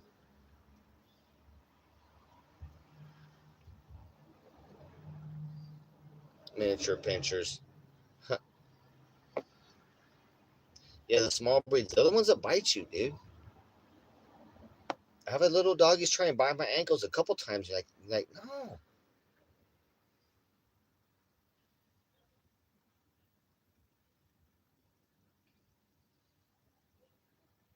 Well, that doesn't really mean that WW.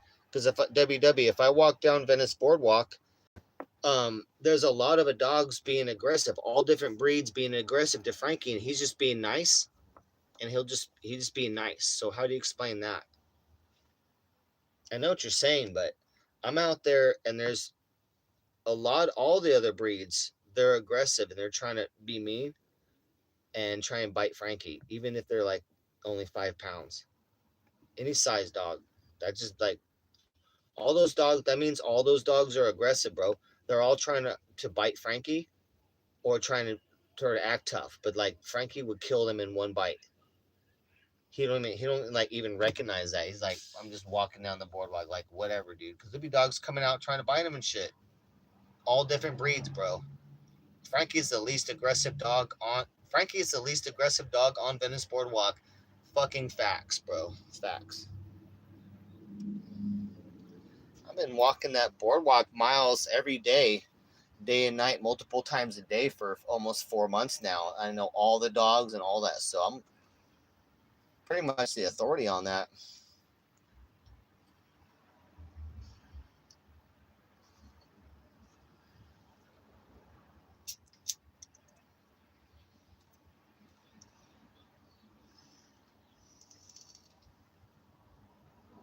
But once activated, a pit bull is going to fight, but any dog will, though.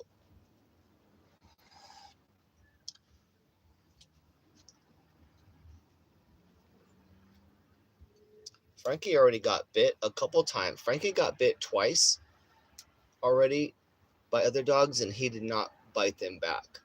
But nowadays, he kind of like he gonna be like no, like he just got in this fight. A dog attacked him. You know, his buddy attacked him last week, and it was a bloody fight.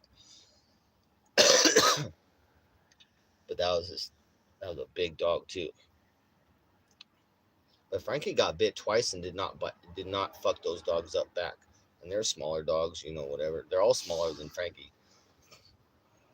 Frankie's Frankie's really has a real non-aggressive spirit to him. But if it's attacked, he's gonna start going. He's gonna start being, oh shit. He's going to like, fuck. I have to fight because he's not gonna get. He's not gonna be having getting bit. He's not gonna have any dog trying to get him. So he will go to work, and he's a professional.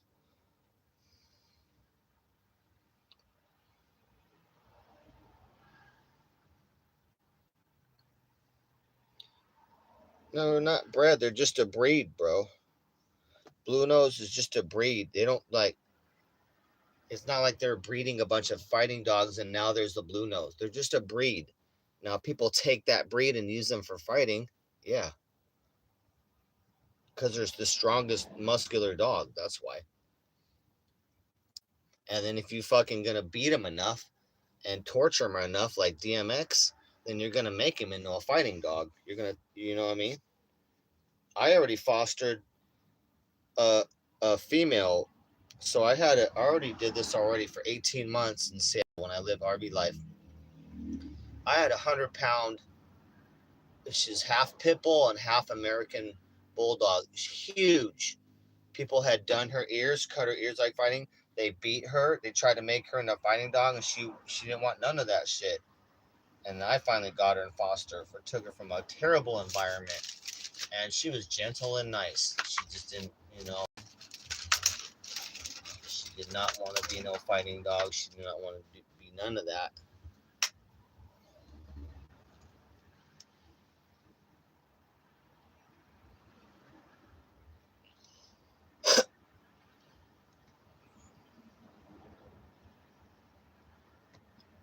But there's a lot bigger dogs than pit bulls, and ones like the Kangles. Kangles, those are bred. That's a real dog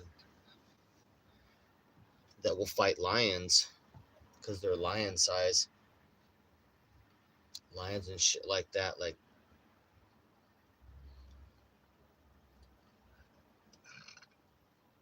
I was just looking at a video a couple weeks ago on the biggest dogs. I was like, holy fuck! Some of these motherfuckers, they're big like lions, like mountain dogs, Kangles, and I can't remember the couple other ones. But I was like, holy shit, bro! I'm like, that's crazy.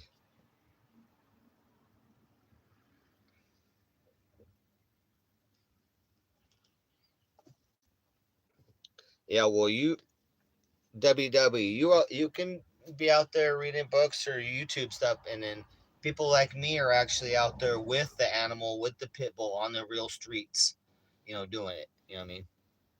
You can read about it, but I'm the one out here doing it, and I've seen the behavior, and I've seen the behavior of all the other dogs, and there's a lot of aggressive dogs, and Frankie's not one of them.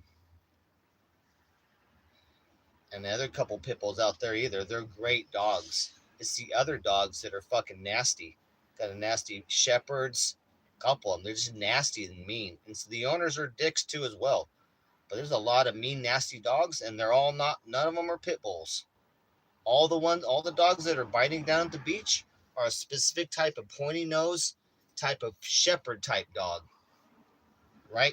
So if you're in Venice Beach and want to know the reality, and I see thousands of dogs down here at the beach. Everyone from LA comes down to the beach and walks their fucking dogs. So thousands of fucking dogs down here, and you know who you're gonna get bit by? The black and white spotted fucking pointy nose shepherd dogs. Because those motherfuckers are always trying to bite people and come out and bite my dog and be aggressive. And yeah, so that's, if you want to know, that's the reality in LA here. That's what's really going down. Yeah, some of the small dogs be aggressive too. But Frankie's good. There's some small dogs he's friends with, but yeah, no,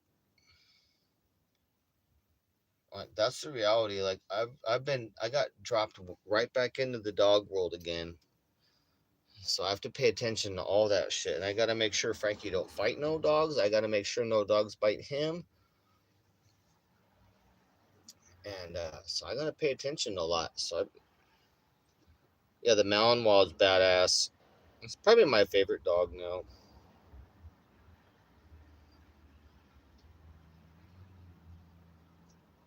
All the pit bulls out here are nice, except for the one dog that Frankie got in a fight with. That guy is kind of aggressive. He's 90 pounds, but he's got a real cute girl, and she just can't handle him. He's a little too big and strong, and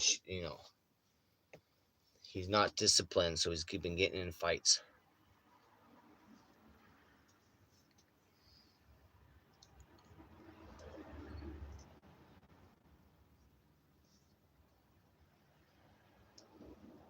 Yeah, then there's let me think.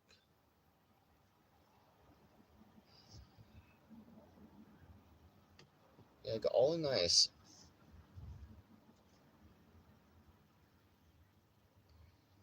But between pit bulls, though, you got to watch it. Between male to male pit bulls, that's what I have to watch. That's it gets dangerous. So I have to avoid a couple male pit bulls that they know, so that Frankie don't fight them. So they don't fight.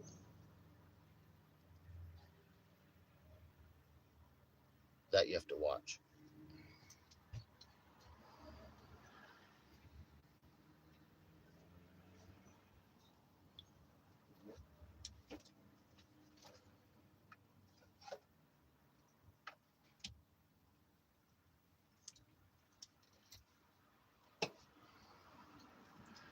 Oh shit! Though today Frankie was trying to jump up like a little 4 foot wall today. He almost got it. He almost got it, but I might teach him to jump up walls. He's gonna have to. Frankie's gonna have to learn to get a running jump up and to pull up. But today he did a. He stepped back a little bit and he ran and jumped up a 4 foot. And he was on it, but I had to help him get the last part. But I was like, he did it on his own. I was just about to find a spot, but he figured it out and he did it by himself. I was like, hell yeah. And it could jump off too. I got him jumping off like a 5.5 foot wall. He'll jump off walls real quick.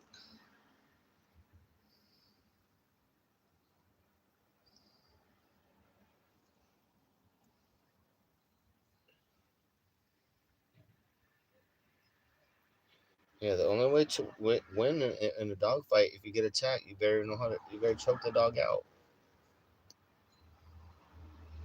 Yeah, Doberman's scary because the jaws just you see the teeth so much. They all seem scary, bro. Rottweiler, Doberman, Pitbull, like when they're angry, like all of them are scary, man. Like, oh fuck.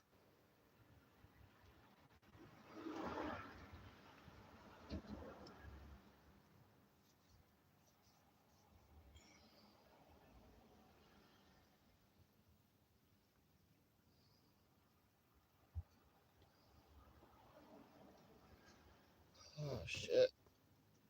I have to do some stretching tonight too. I'm gonna start a movie and then do some stretching in my bed. There's no room anywhere in my RV to do shit, so now I got my bed all cleared out, so I could do at least do stretching and touch my toes and all that. Fuck man, gotta do your stretching.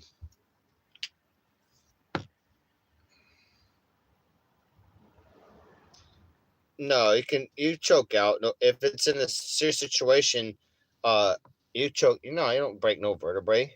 Just choke them out. You got to know what you're doing. It's the only way to stop a fight, especially if you see another dog fight and they don't stop. I've seen so many videos and people hitting the dog. None of it stops. None of it works.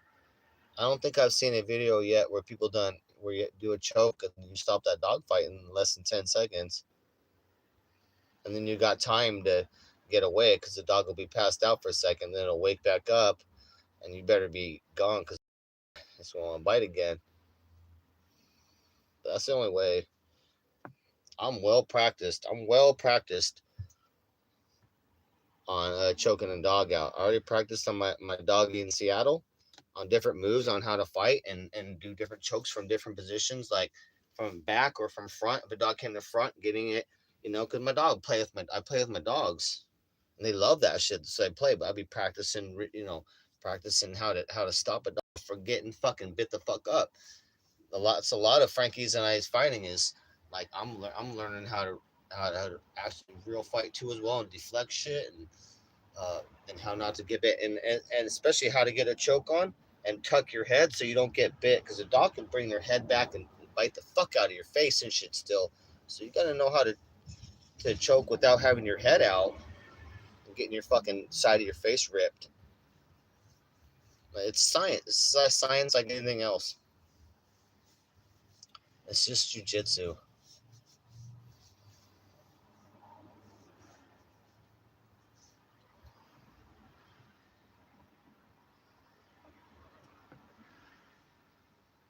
That's the only way, dude.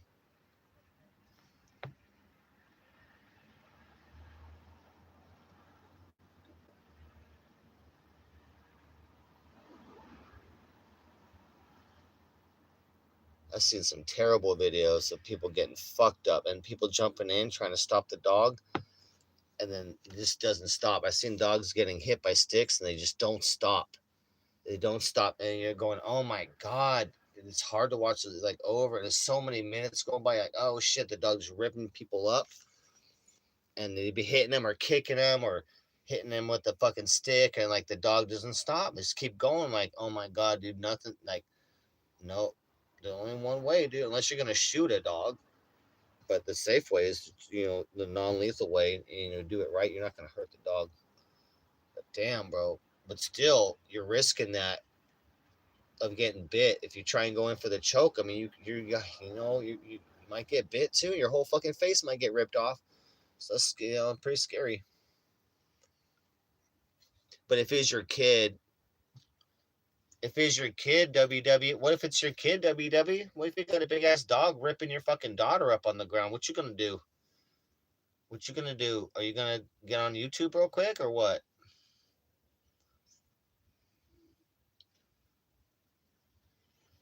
If that dog got your family member on the ground, you better know how to handle it. A lot of different countries you got to deal with that. You got a lot of stray dogs in a lot of different countries, like dog packs and shit. Like it's pretty common uh, in other countries. Walking the streets.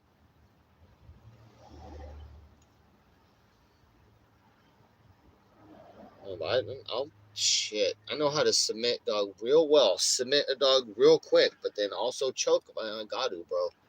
But I just not gonna submit them down. Holding the neck and submitting a dog down, putting a knee down or on him too as well. I'm real good. Like Frankie got me back up to speed, man. Honestly, I love fighting with Frankie. Frankie's fun as fuck. He's super strong too. Frankie is a great dog to practice fight with because that would be like the biggest dog. That would be my worst. Like if I can practice and learn and how to fight a dog like Frankie, I'm pretty good. That's good defense, and I feel pretty confident. And in that also breaking up a dog fight if I have to, which I already did twice in the last 5 weeks. So I'm doing pretty good.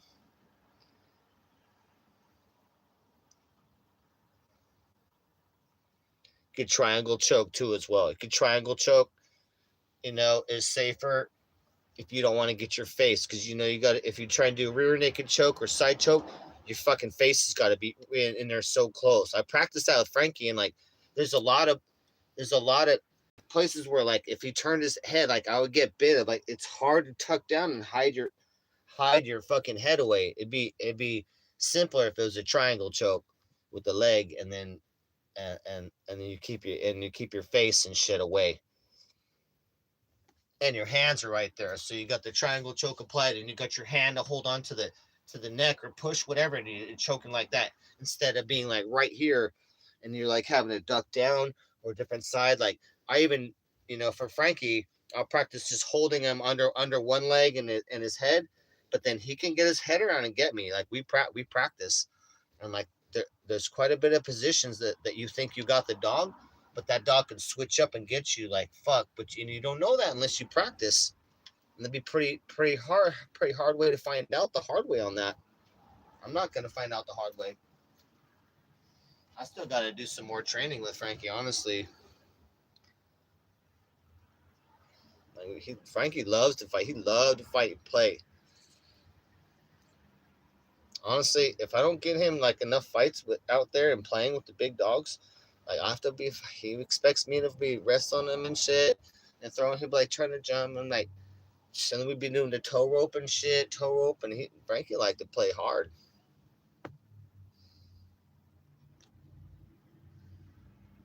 Of course, he used judo. Hell yeah, you're using judo. You're using jujitsu too.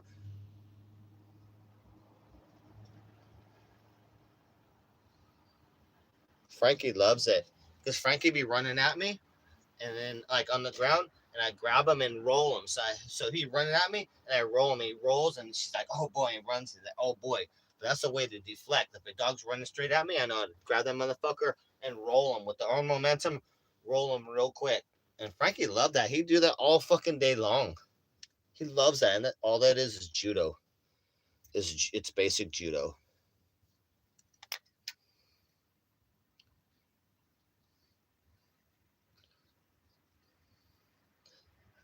And then dogs do some basic judo. They do chokeholds and whatnot. Like Frankie's girlfriend, Shaka Khan, she loves to do chokeholds. And so her owner will be like, do a chokehold, get the chokehold. Because she'll get him and then try, they try and throw. Cats as well. Cats do a lot better judo than dogs do. That's real talk.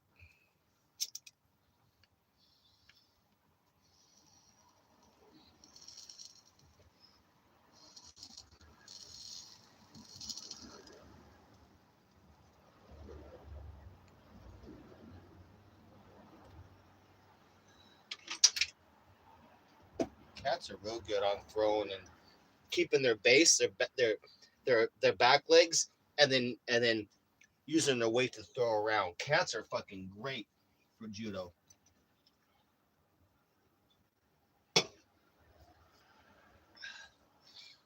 I had one cat that was just so good. My one cat, Billie Jean, she's so good at grabbing a cat and putting it down, throwing it down to the ground. Like she was so strong, she just boom down. She judo down to the ground, bam, and she on and playing around. She was the master at it. So my one girl, she's so cute when they get to play. My one girl's like she knew how strong Billie Jean was and how good she was, so she would just flop over on her own and then they would play because she was the master. My first Cornish Rex, she was so good at wrestling and judo. She was strong.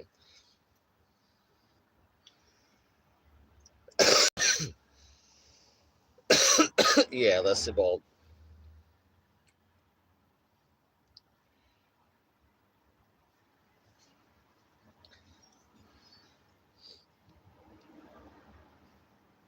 No, you would say uh, jujitsu came from judo. Jujitsu is just ground judo.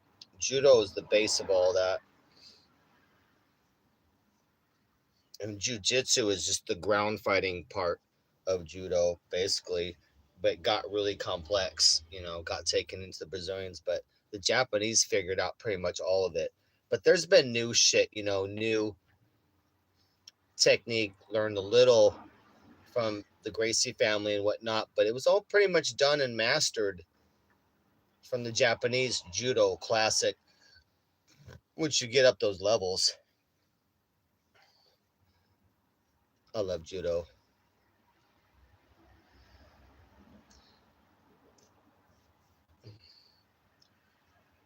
It'd be awesome. I find like a judo or a jujitsu place in Vegas that'd be cheap. I could do, or I'll work out a deal. Sometimes I'll go to the place and like, let me like clean the place or let me work off my my monthly fee here. And some places will do that. I give it a shot sometimes. I'm old school like that, like Miyagi style. Like, oh yes, you sleep and clean, and you can study for free. I'm like, yes, Miyagi-san.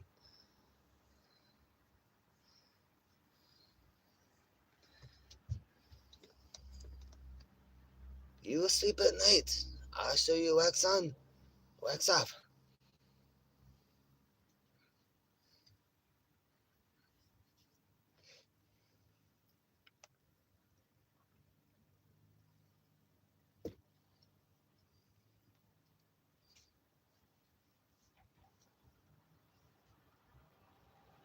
Yeah, the Gracies really fine tune it, and there's been some new like.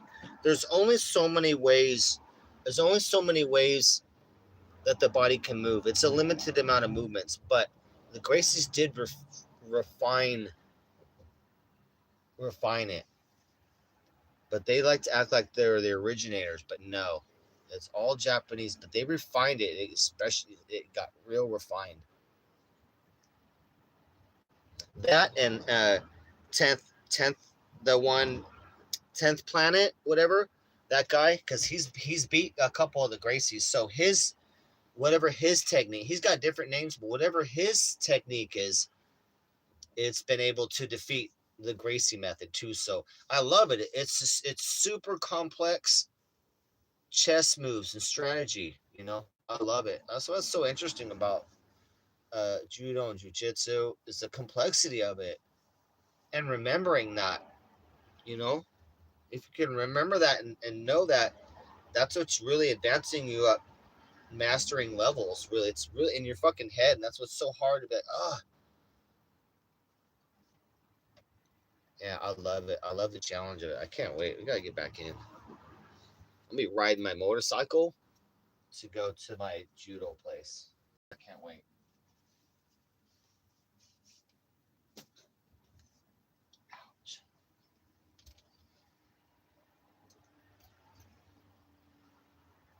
I do want to get stable too, and somewhere where I'll be for a while, so I want to work on getting my black belt in judo and jujitsu. That is a goal.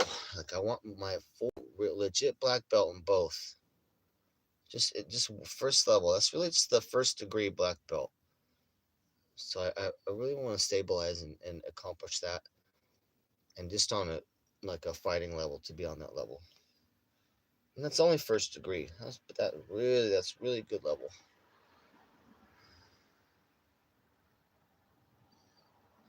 My my WW, my judo teacher who taught me since I was young was teaching the Gracies before he died. So he's way higher level than any of the Gracies, and was there in North County, San Diego, teaching and also teaching the Gracies. He was seventh degree jujitsu, and when he died, right about 10th degree, right at the end, ninth degree. But he was ninth degree for over 10 years, so he's pretty much 10th dan, the final level, right when he died. But he was teaching the Gracies, bro. My teacher exceeds them. He's a black man, looks like Bill Cosby.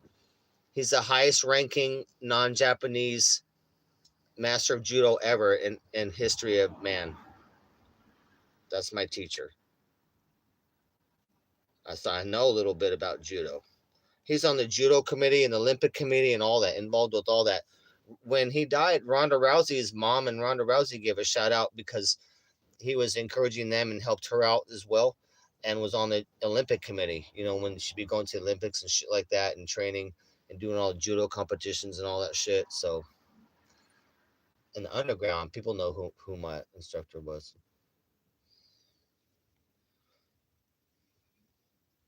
But I wish I would have learned more. Should learn more. So I didn't get back into it.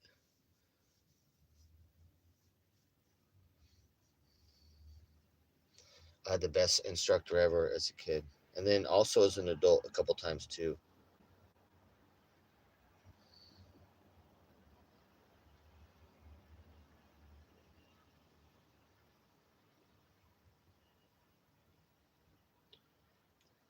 Yeah, well, that's my guy's teaching the Gracie, bro, at the Gracie gym there in North County, and he's higher level jujitsu than any of the guys were there.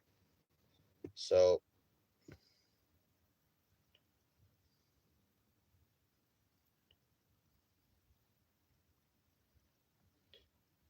nah, and nah, we're just gonna end stream because you're definitely not going to be disrespecting my teacher. I don't know if he ever even spent a day in